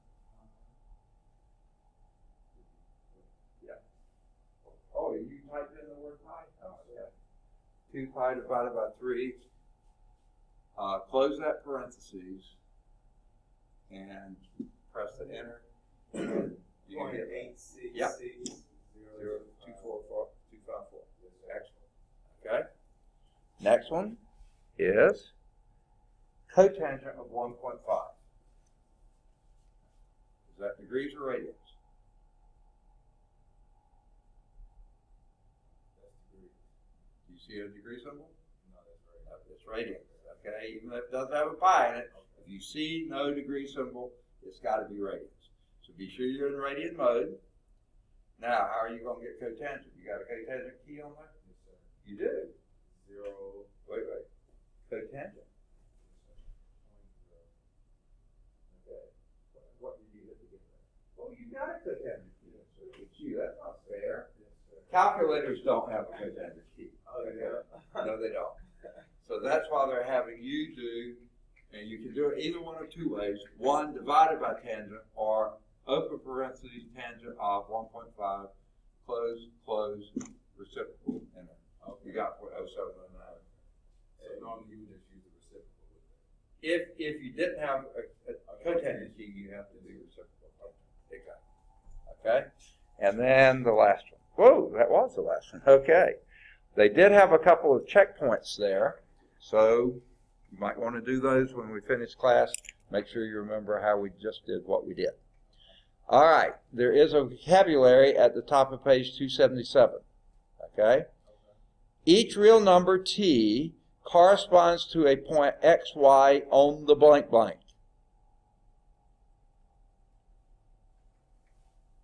What's that blank blank? Look at my hands. Oh, pi. Oh, on a unit. Unit circle, exactly. Okay, very good.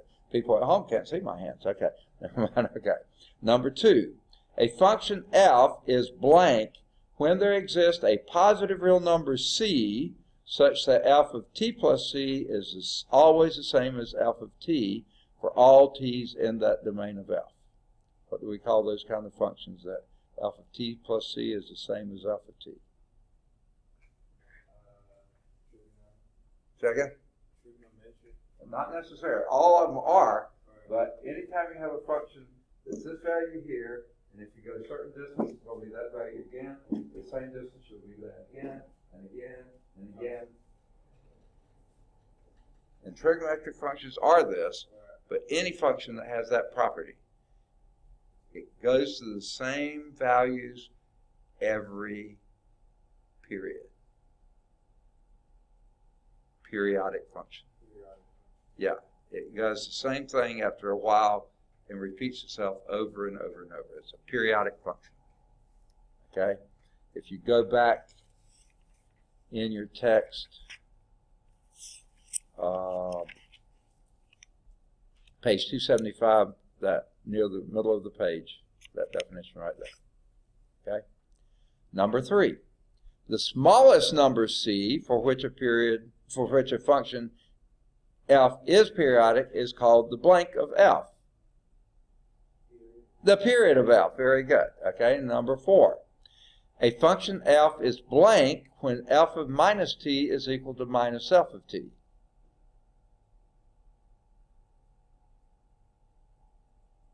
Function f is said to be blank when f of minus t is the opposite of f of t. No, that would be 1 over. This is minus f of t.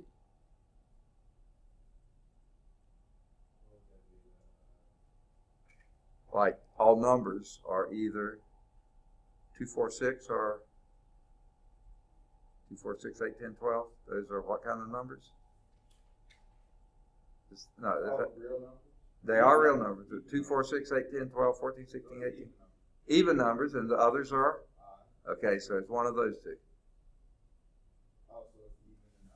Yeah, that's your choice. A function f is one of those when f of minus t is equal to minus f of t. That's an odd function, exactly. And blank when f of minus t is equal to f of t. Huh? No, that's a different kind of function, the other one. when f of minus t is always the same as f of t, that is in, no, that's not odd, that's even. Okay, remember? If when you go minus t, those are even, and if you go minus t here and plus t here, those are odd. So we were doing even and odd. Even and odd, both of those answers. One of them was even, one was odd. It has nothing to do with the numbers, or not much to do with it. That was just a hint to get you there. Okay, so homework exercises now are either 5 or 7, either 9 or 11, any of the odds 13 to 21, any of the odds 23 to 29, any of the odds 31 to 35, any of the odds, now that we've done that last part, 37 to 41, any of the odds 43 through 47, and then do 49. That's one with, and by the way, when you see the word harmonic motion, that means you're dealing with periodic functions. Those two things mean the same. And then there's exploration. I would definitely read through these. You don't have to do anything, but read through them, see if you understand what they're doing. There's a few that are true, false, and then there's a few that you just think through. But you don't have to write anything about those. But the others I do. All right, and that is the end of that section. So we will move to 4.3.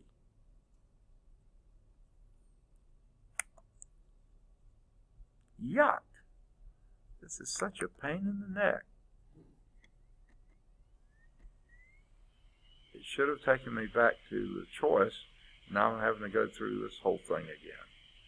And this is what took so long the last time. And it's doing it again. Oh, there it comes. And if you start hearing some noises, that's my stomach growling. I'm usually eating lunch by now. So, all right.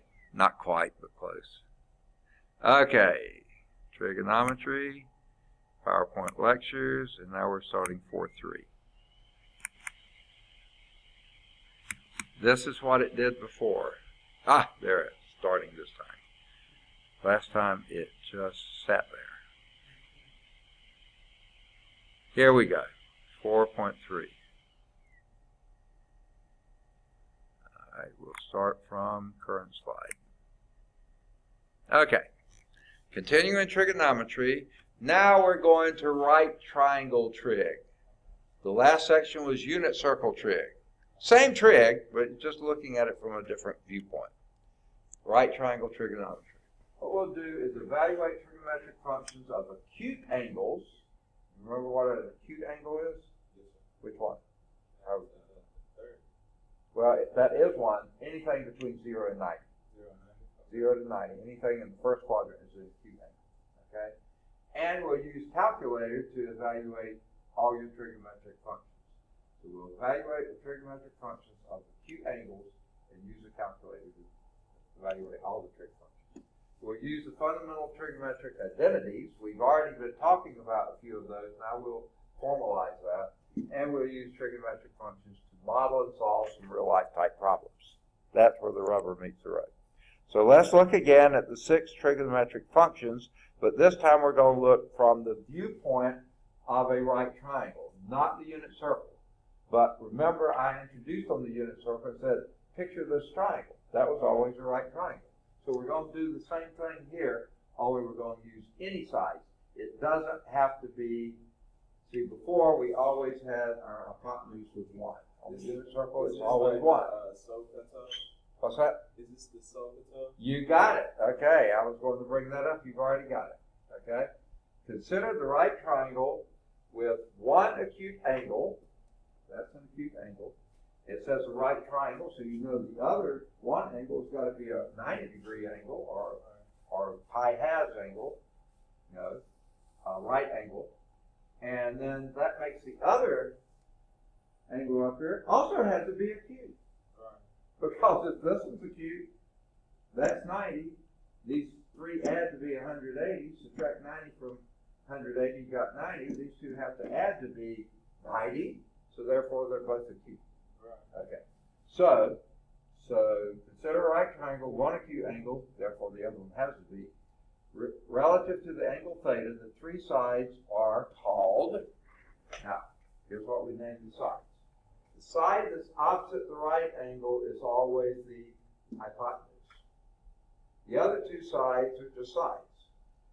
The side that doesn't touch the angle theta is the opposite angle. It's opposite this angle theta. This side is adjacent to the angle theta. It shares a side. The hypotenuse always shares a side, but the other two, one is opposite, doesn't share a side. The other is adjacent, and it's right next to the angle. It shares a side. So you already hit it. Sakatoa, is that how you say it? Yes, sir. Yeah. SOH, so that'll be sine Is opposite over on top. hypotenuse. COA, CAH, that's cosine is adjacent over hypotenuse. And we were doing that in the unit circle. The sine was the y, the cosine was the x. Yeah. Okay, same thing. It's just that now your hypotenuse doesn't have to be 1. On the unit circle, that was always 1. Now it can be anything. Okay? And you have the three sides, hypotenuse, opposite, and adjacent. Okay? Now, using the length of those three sides, you can now form the six ratios that define the 6 trigonometric functions of any acute angle theta. And I don't like the order. I like to do sine, cosine, tangent, cotangent, secant, theta, cosecant. That's how I like to do it. They write them this way. It doesn't matter how you write them. Okay? And what are those? And by the way, remember how we abbreviate? SIN is not sin now, it's sine. COS is now cosine. TAN is tangent. COT is cotangent. SEC is not the southeastern conference, but it's secant. But you can't use COS here because you already used it, so you use the first three consonants, CSC. Okay? Now, with those in mind, here are your definitions. Now remember, we're using acute angles. That helps us make sense, okay? Actually, it will work for others too, but we'll get there later. So theta is in the first quadrant. It's acute angle between 0 and 90, or between 0 and pi halves. Suddenly they've gone to degrees now. And that for such angles, the value of each trigonometric function is positive. In the first quadrant, all the trig functions are positive. Each of them are. Outside of that, we'll find out they're not. Okay. So, let theta be an acute angle of a right triangle.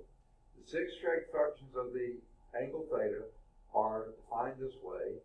The sine of theta is always the opposite side of the hypotenuse. That's your sine. Your cosine is always the adjacent over hypotenuse. That's your ca. And the tangent is the opposite over adjacent. That's your toa. Okay. Now, that only gives you 3 of them. Right? But then the cotangent is the reciprocal of the tangent, which we knew before too. Just flip those two. Tangent was opposite over adjacent. Cotangent is adjacent over opposite. Secant is reciprocal of cosine. Hypotenuse over adjacent. And cosecant is reciprocal of sine. Hypotenuse over opposite. Okay? And if you remember before, on the unit circle, the sine was the opposite, which was the y value, over the hypotenuse, which was always 1, so that's why sine was 1. Cosine was x, because that's the adjacent value over 1, your hypotenuse. And your tangent was opposite over adjacent, which is y over x. Right? And that made the cotangent x over y. Now you're more general, it's adjacent over hypotenuse. Still the adjacent side over the hypotenuse side, it's still y over x. And the secant is now, rather than 1 over x, it's hypotenuse over x. Now you can have any size circle you want to, or any size triangle you want to. Hypotenuse over adjacent, and cosecant was 1 over y, but now it's hypotenuse over y, which is your opposite side. So those 3 abbreviations, OPP is opposite side, ADJ is adjacent side, HYP is the hypotenuse. Okay. And you already know that. Now, I have heard another one. I'd heard the one you did. I was in grad school. I already finished calculus and stuff. But I had a roommate who was an undergraduate who was just finishing. And he was in actuarial science. And he had put off taking his trig till his senior year. I don't know why he had to take it, maybe because he had to take calculus later, but whatever. So when he was taking it, he used it SOHCAHTOA. I had never heard that before. Oh, really? Until then. But when I started teaching here, and we were at Western State Tech back then, it was in this very room, a gal that sat, I can't remember where she was sitting, somewhere. I'd never heard this one before. And here's the one she used. Some old hag caught another hag taking oats away. I thought, I like that a little better than SOHCAHTOA. Okay. But I don't really like old hags. So never mind. But then maybe a year or two later, another student, I think that was a woman too, she used this one, which I like the best of all. Some old hen caught another hen taking oats away. That makes more sense. Yeah. I like hens better anyway. So anyway, and hens eat oats, so that was fine. And then you just reciprocate for the others. So there are these, what do they call those, acrostics, pneumatic aids, whatever it is, to help you remember those. Okay. So on this one, use the triangle in this figure to find the values of the 6 trigonometric functions of the angle theta that they just showed there. Okay? Use that triangle to find those. So you tell me what those 6 trig functions are. Okay, what are they? Those 6 trig functions. Just tell me what they are, the name of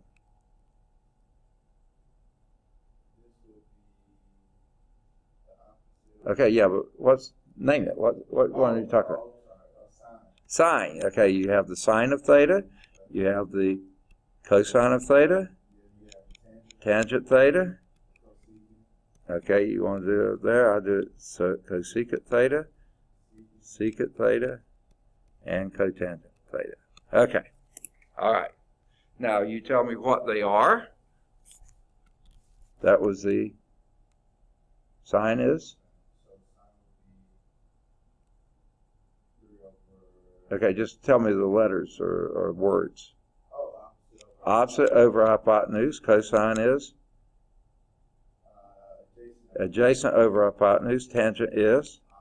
Opposite over adjacent. Cotangent is? Adjacent over, no, okay. Cosecant is, okay, whichever one you're going to start. Where you, okay. Hypotenuse over opposite. Okay. Opposite. Got it. Okay. So all we have to do is fill in, right? And that triangle, there's your theta. What is your opposite side? 4. But what's your hypotenuse? We can't do this. We don't have the hypotenuse, do we? Second, we could do tangent. We certainly could. What would that be? 4 over 3. Any others we could do?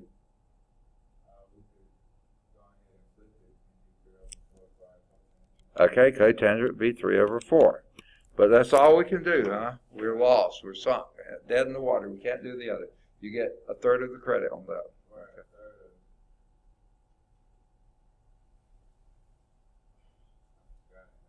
Oh, I bet you remember as soon as I say this. Does the name Pythagoras ring a bell? Oh, yeah. What does that tell us? You remember it? Pythagorean theorem. Here's what it is. Here's the way they usually say it. Okay? I'll say it the usual way, and then I'll say it the way I like to say it from now on. Oh, yeah.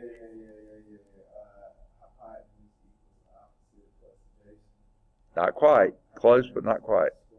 Okay, you're getting closer. Hypotenuse squared is equal to opposite squared plus adjacent squared. Okay. Now, most of the time, Pythagorean theorem is a squared plus b squared equals c squared.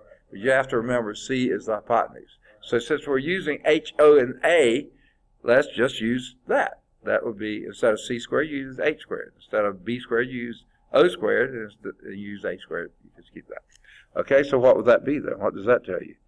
H squared, we don't know that.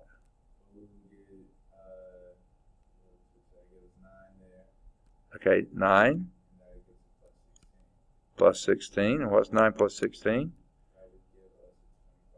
25.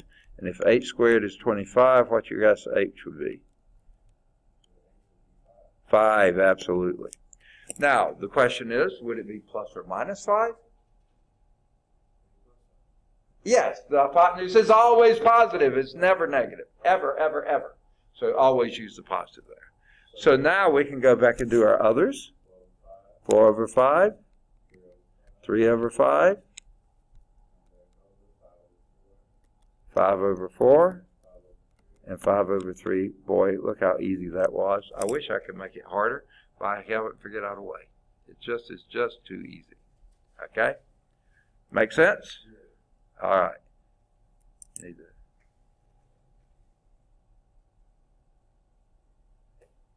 Okay? So I'm going to erase that so we'll see how they did it. I bet you it's pretty close. Let's see. Because by the Pythagorean theorem, the hypotenuse squared is the opposite squared plus adjacent squared. Follows that hypotenuse would then be the square root of the opposite squared, which is 4 squared, plus the adjacent squared, which is 3 squared. That would be the square root of 25, which is 5. And you always use the positive square root, the principal square root, for hypotenuse. Hypotenuses are always positive. No matter which quadrant they're in, the hypotenuse is always positive. Okay, so now that we know that, we can do all 6 trig functions. The sine of theta would be opposite of hypotenuse, which would be 4 over 5. The cosine would be adjacent over hypotenuse, which is 3 over 5, as you said. The tangent would be, and you can either do opposite over adjacent, 4 over 3, or just do the ratio of the sine and cosine. That's also 4 over 3. The cosecant, they go up to that, is hypotenuse over opposite, which is 5 over 4. The secant is hypotenuse over adjacent, which is 5 over 3, and the cotangent is adjacent over opposite, which is 3 over 4. Good deal. Okay? Now, that was example 1. There is a little blurb here in the book, a historical note. Georg Joachim, I think you say it, Joachim Rheticus, boy, what a name, was a leading Teutonic mathematical astronomer of the 16th century, whatever that means. Okay, he was the first to define the trigonometric functions as ratios of sides of a right triangle. I think this was way before unit circles were brought into the picture. So that's why we used to always do right triangle trig first and then go back and do that. By the way, there is a checkpoint there. That triangle you see there is a checkpoint. So the next example, let me make sure of this. Yeah. The next example here, I'm going to do here, example 2 is not on the slide set. So example 2 here says, find the values of the sine of 45 degrees, the cosine of 45 degrees, and the tangent of 45 degrees. Okay? Now, all they say is that. What I would suggest is drawing you a right triangle. Okay? You know, the two legs have to be at 90 degrees with each other. And if this is a 45, 45, 90 triangle, which it would have to be, for one to be 45, that means those two sides have to have the same length. And then this would be your hypotenuse. Okay? Now, they don't say what length they need to be. And since they didn't say that, you get to choose. So the easiest thing to me would say, let this side be 1 and that side be 1. They got to be the same length. That's a 45. This is a 45-degree angle. Okay? That makes this has to be a 45-degree angle. So these two sides have to be the same. So all we have to do is figure out what the hypotenuse is. Can you? What?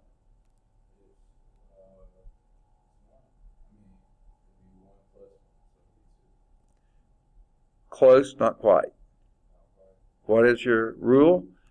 H squared, that's it, is equal to A squared plus O squared. Okay? So H squared would be 1 squared, which is still 1, plus 1 squared, which is still 1. So H squared is equal to 1 plus 1, which didn't know you'd be doing such high-level math today, did you? 1 plus 1 is 2. So what is H?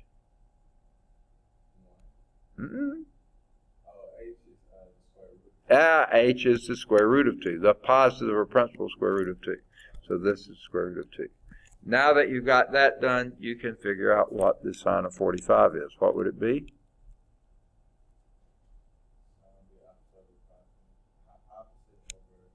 Right, which is?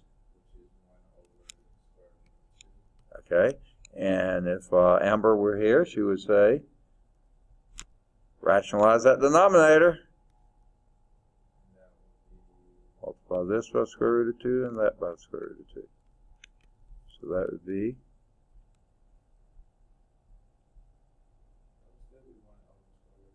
the square root of 2 over square root of 2 times square root of 2 is 2. And remember, wasn't that what we used for pi force before? Yeah, that's the same. It can't change it. Okay? Now can you tell me what the cosine of 45 degrees would be? Which would be?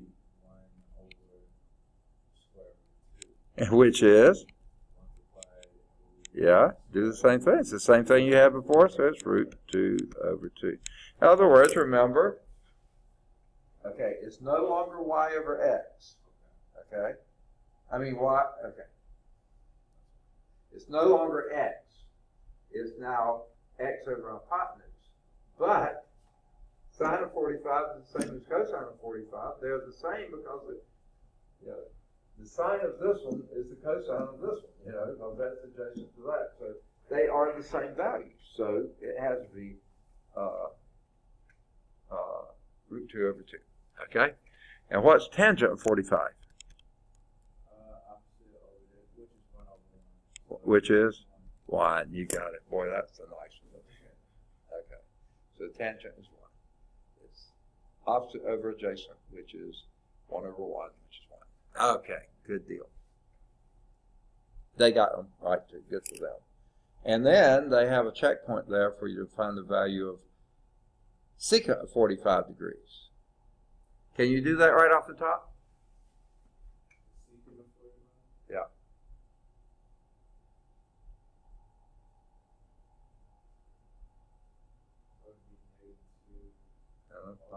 No negatives. I mean, no, it wouldn't be negative. It would be the square root of 2 over 1. Yes, square root of 2. You're absolutely right.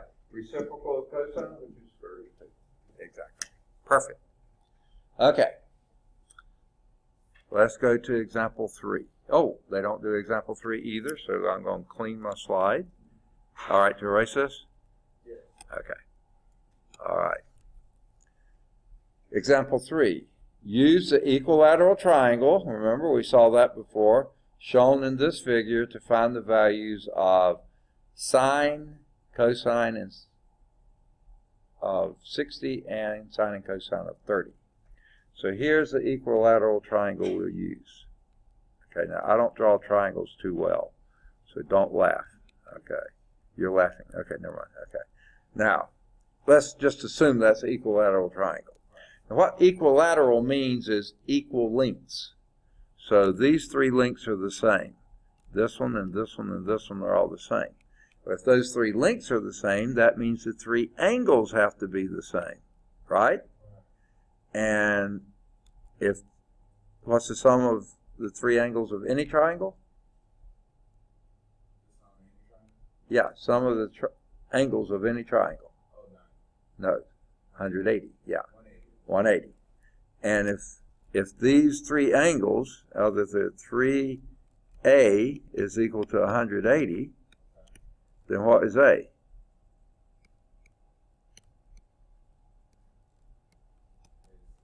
$60 degrees, or pi/8 if you wanted to use that. So these three angles are all 60 degrees.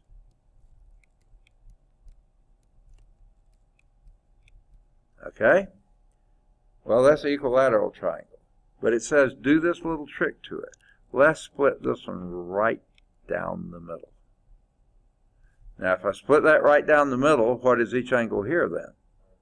This is a 30, and that's a 30. Woo! I hate it when it does that. Okay. All right. Goodness, I'm hungry. Okay. This is 30 degrees. Okay. I've got four and a half hours of class this afternoon, so I've only got 30 minutes to eat. Okay. Now, we've got our angles, but we don't have the lengths. Okay. But we do know that this side is twice this one, because this and this are the same, but this is split down the middle. So let's just pick the shortest side here to be 1, and this has to be 2, right? All right, because that's twice the length. So let's just choose 1, 2. This will be 1, 2. Okay? Now, what we have is two triangles here. Let's just use one of them. Which would you rather use, that one or this one? I don't care. Doesn't matter. Okay, how about let's use that one. Okay? Here, we need to figure out what this side here, that's the only side we don't know. We know this is 1, that's 2. We don't know that one. How are we going to figure out what that side is going to be?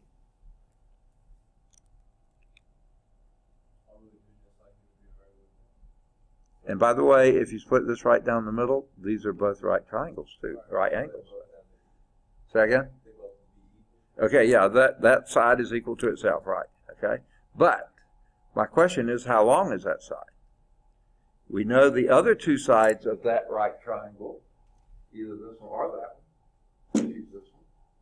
This is the 1, that's a 2. We're looking for that one. How do we get that?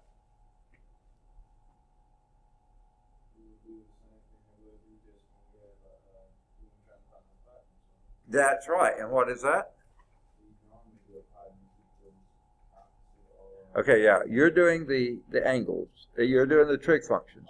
But we got to know this side first, and that's the thing we don't know right now. Yeah. We don't know what that side is. Let me get that. That looks so ugly. Okay, but wait. Okay. Okay, the angle is 90. You're absolutely right. But it's the side we don't know.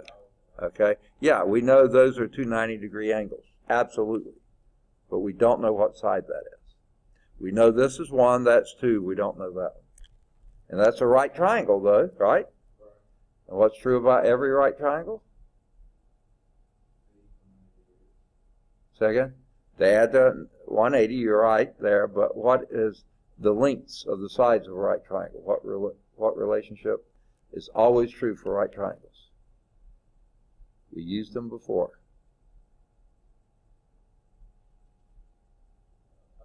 Pythagorean theorem. And what does that tell us? Say that again.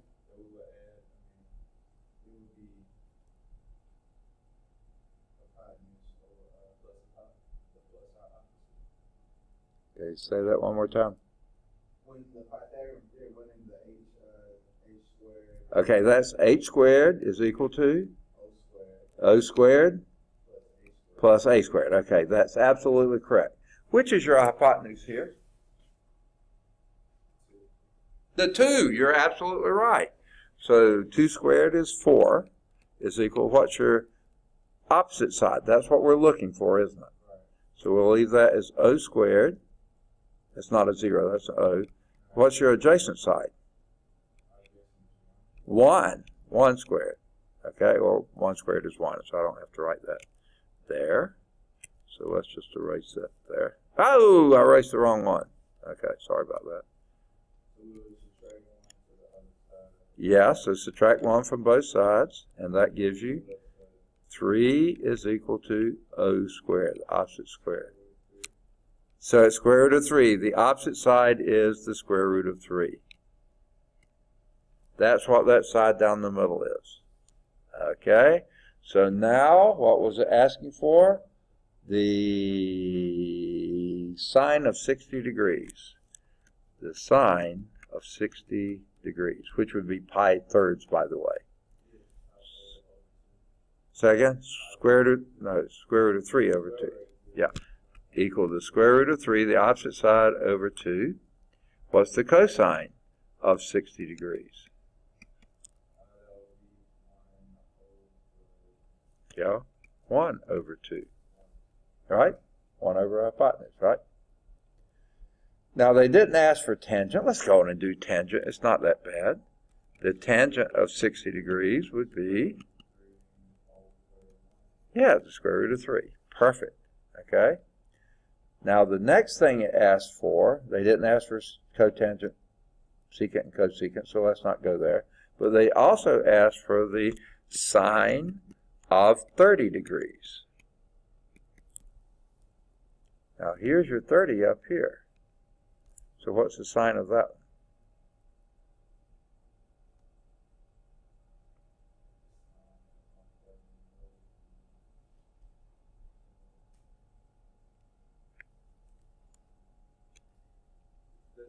Does it switch when it goes? Okay.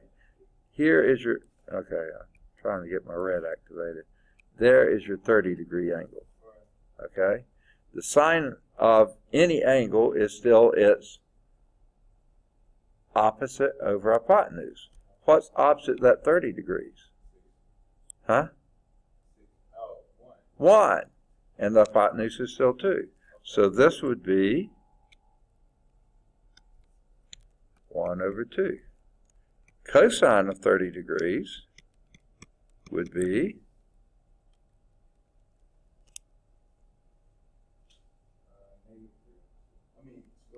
square root of 3 over 2.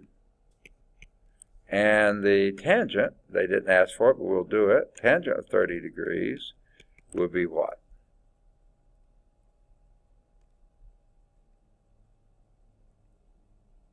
They didn't ask for this one.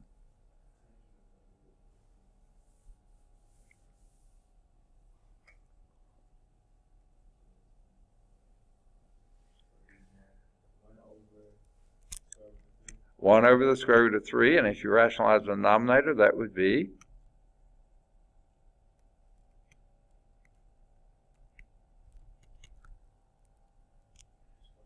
square root of 3 over 3. Yeah. Okay. They didn't ask for that. That was no extra charge. So. Okay. All right. But yeah, they got theirs right too. Now, interesting thing to notice that the sine of 60 is the same as the cosine of 30, and the cosine of 60 is the same as the sine of 30. Okay? Now, what do the angles 30 and 60 have to do with each other? They have a special name.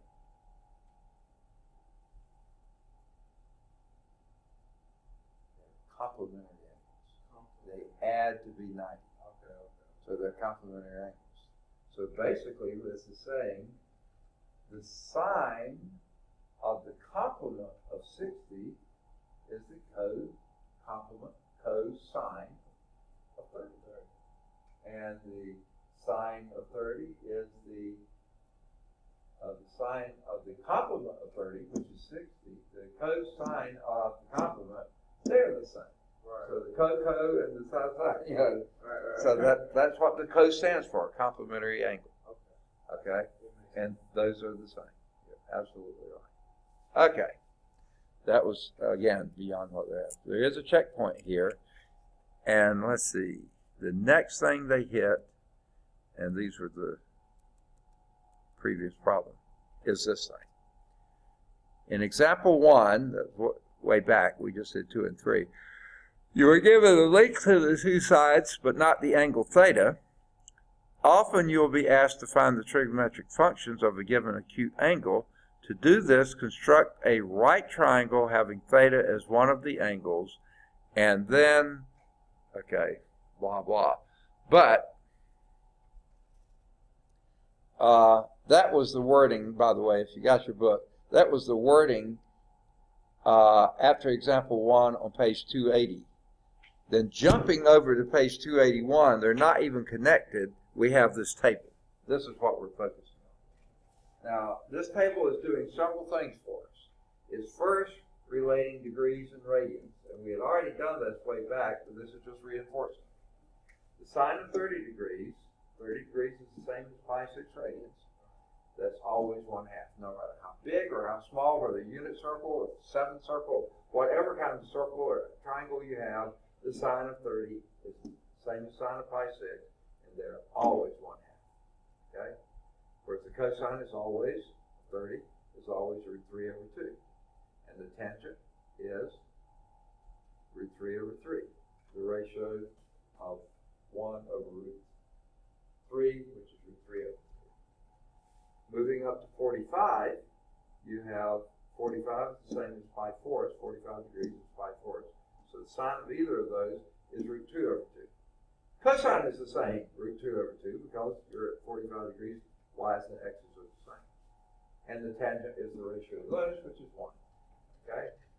The sine, on the other hand, of 60 degrees is pi thirds. Double this, you double that, it's the same.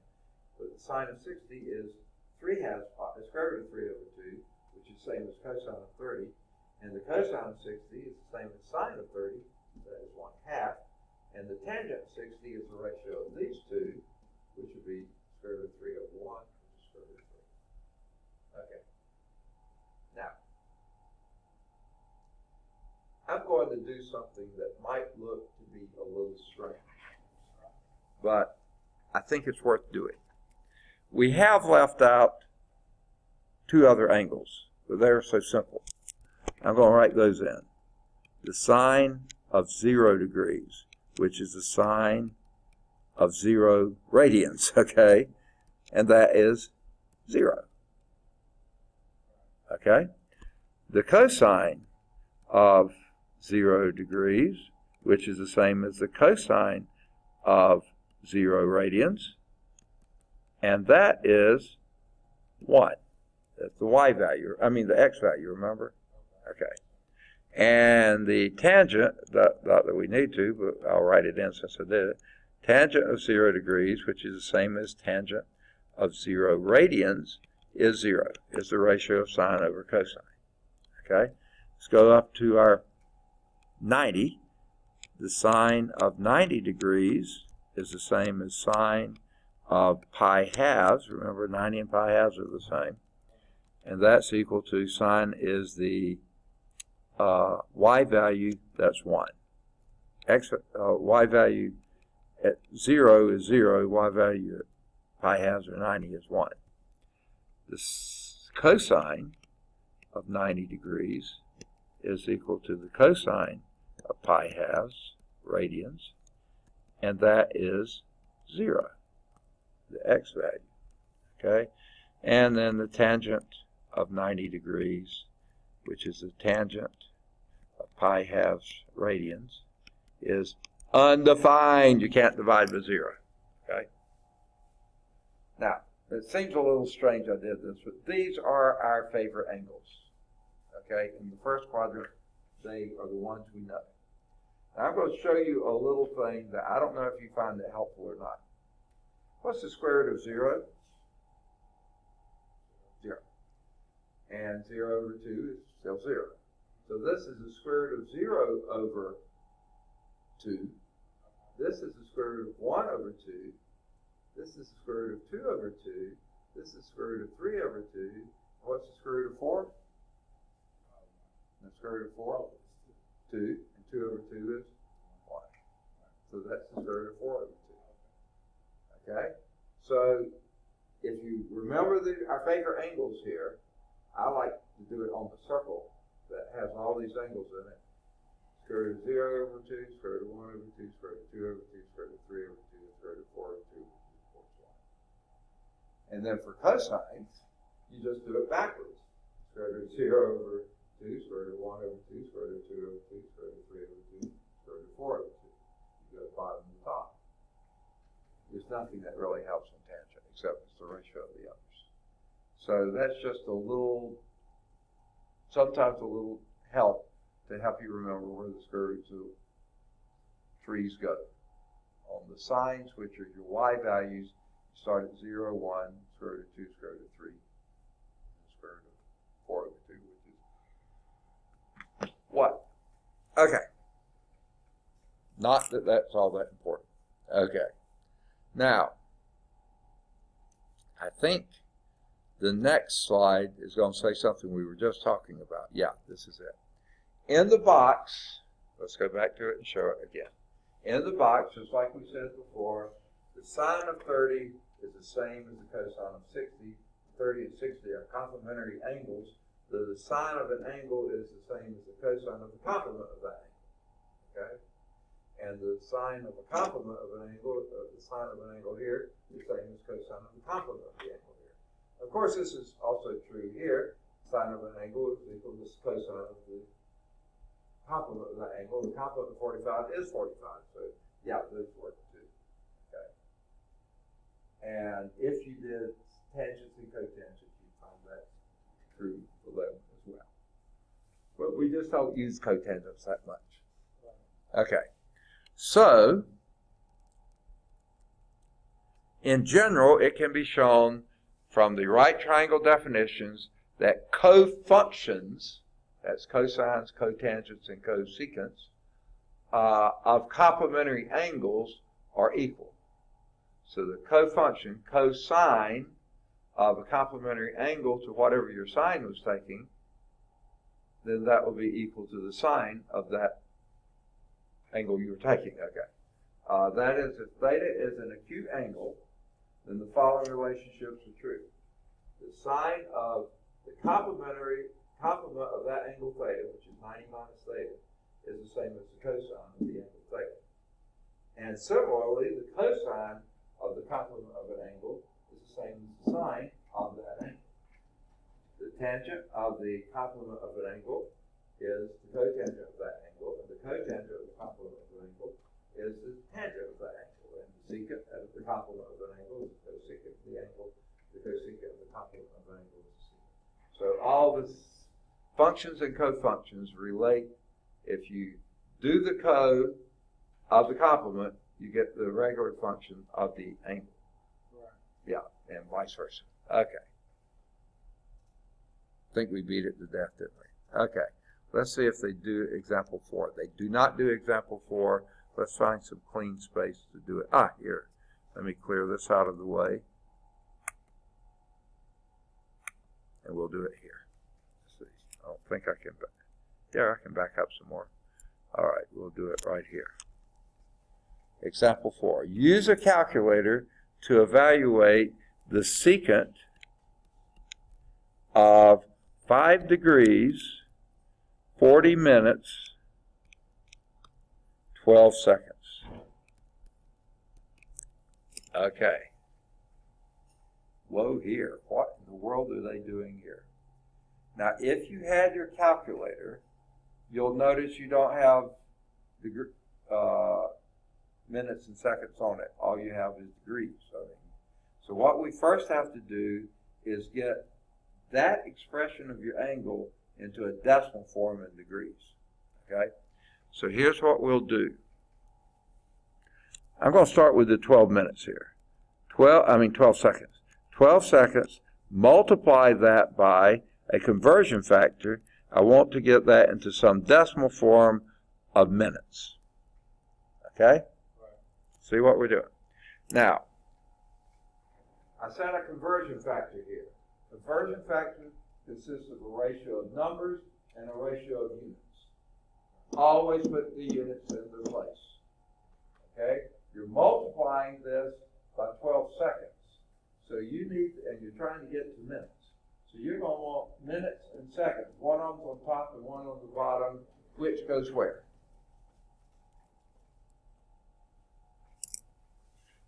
Okay?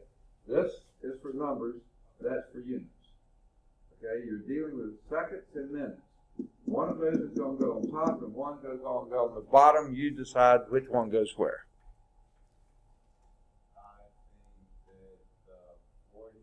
Okay, not a number, minutes or seconds. Okay, don't worry with that yet. We're only doing the 12 seconds now. We're trying to convert that to minutes. Okay? We're going to use the conversion factor. We're not dealing with the numbers yet. We're only dealing with the units. We're going to put minutes or seconds, one on top, one on the bottom. You tell me which goes where. Minutes on the bottom. That's the single dash and the double on the top. What that will give you is seconds squared divided by minutes. That's not minutes. You want it to cancel out, so you want it to, yeah, you flip those. Okay? So what you're going to do is you want minutes on top and seconds on the bottom. Because you see, now the seconds will cancel out. You're left minutes, that's why you want it. Now you match numbers with units. How many minutes are equivalent to how many seconds, or vice versa. Match the units with the numbers with the units. Okay, so you said how many units? How many minutes are in a second? How many seconds in a minute? Oh, that's 60 seconds. 60 seconds in a minute. So you put 60 by the seconds, and you put 1 by the minute. Okay? Now you can do your conversion. Okay? Well, 12 will go into 60 5 times. So that's 1/5 of a minute, which would be 0.2 minutes. 1/5 is 0.2, right? Okay. So we got how many minutes? Now we add to that 0.2 to the 40. So that gives us 40.2 minutes, right? Okay. Now you do the same thing. Almost the same thing. You're trying to get from minutes to degrees. Now this is going to be a decimal number. It's going to turn out being just like that turned out being a decimal. Degrees on top, minutes on bottom. Now match your numbers with the units. How many degrees in a minute or how many minutes in a degree?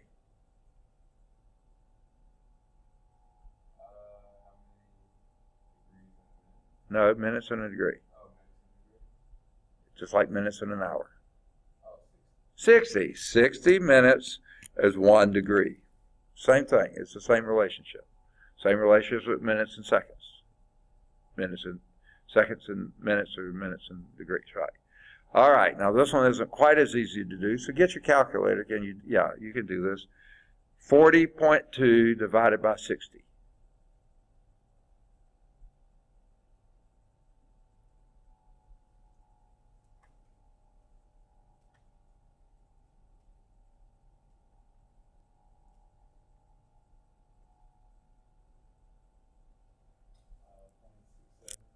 .67. Okay, so that's how many degrees. So now what our question is 6 secant of 5.67 degrees. There it is. That's what we're looking for. Now, your fancy computer, you can actually do a secant key.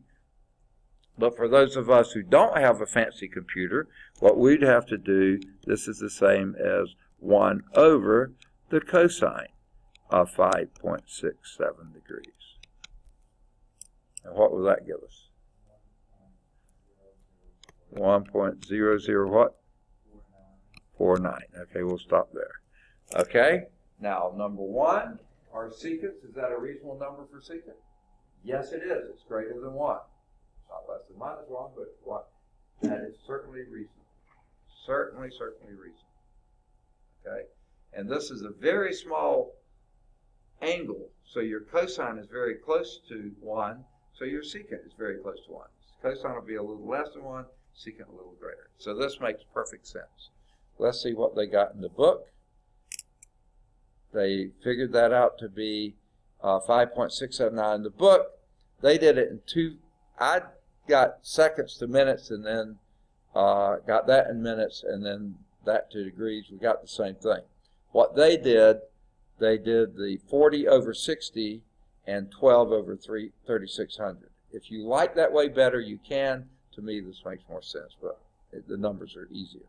And when you plug that in the calculator, they got 1.0049166. You didn't need that many digits. Very good. Okay? Now let's see, how are we doing on time? Oh my goodness, we only got 5 minutes left. How fast this time disappears. Okay. Got to scroll through. Now let's do our trigonometric identities.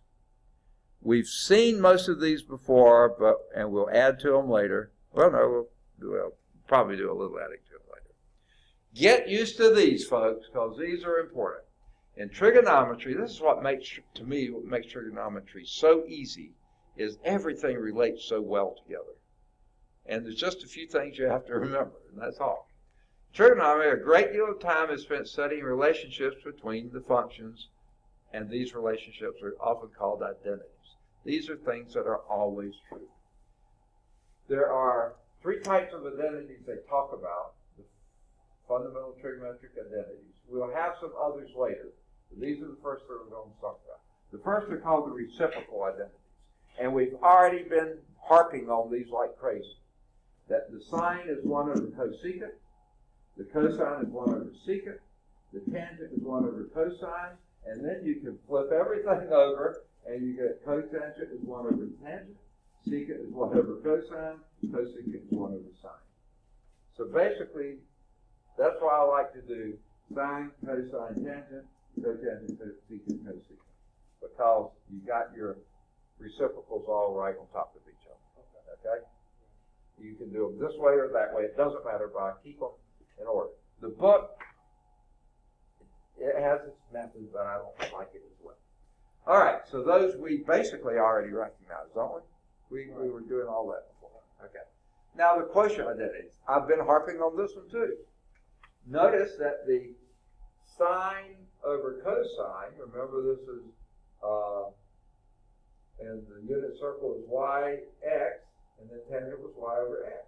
It's the quotient, and I've also heard this called the ratio identities. I like ratio better, but they call it quotient identities. The ratio or quotient identities, that the tangent is sine over cosine. Always. Tangent theta is always sine theta over cosine theta. Remember I said that. Once you have sine, you have cosine, just divide them and you got the tangent. It's that ratio. Which means that cotangent, being the reciprocal of tangent, like there, is cosine over sine. So there's your other quotient or ratio identity. Now here's one we haven't hit before, and hey, did you need to see me or? I can have the test after you're done. Okay, yeah, okay. And we're almost there. Okay. I can't see my watch is under my sleeve here. It's what? 2 minutes? Huh? 2 minutes. 2 minutes. Okay, let's see what we can. All right. Let's go back and remind ourselves what the sine of an angle is. You knew what it was? Yes, sir. What was it? Sine of an angle is? Oh, you said Sakatoa before I even got it out there. Yeah. Oh, yes. For that one? Sine. Tell me what sine is. Oh, Opposite over hypotenuse. What is cosine? Adjacent over hypotenuse. Okay, now what we're going to do is square the sine. That would be opposite squared over hypotenuse squared, right? Okay. Add that to the cosine squared, which would be adjacent squared over hypotenuse squared, right? Now what does that give you? Well, you got your common denominator, h squared. Your numerator would be opposite squared plus adjacent squared. Now, do you know what opposite squared plus adjacent squared is?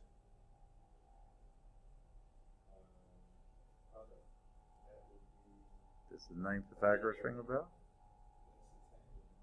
No. Opposite squared plus adjacent squared.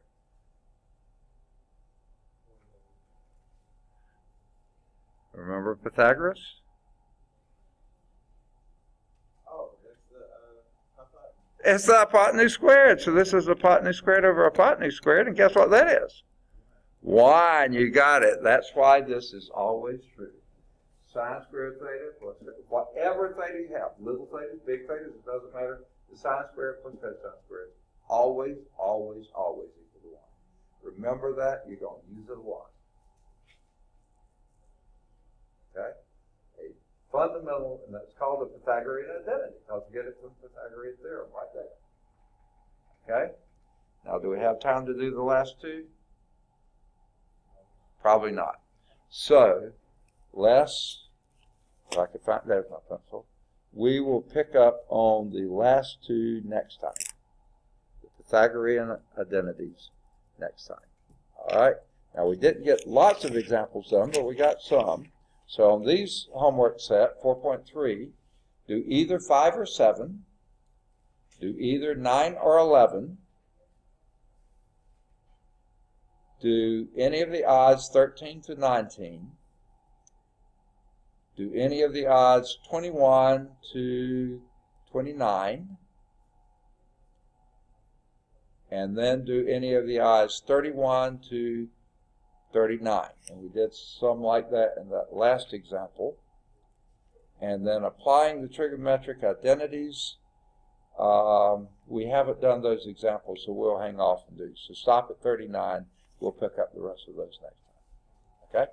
Good deal. Thanks for being here. It sure made it a lot easier for me. I know it's probably pretty boring for you, but yeah, good deal.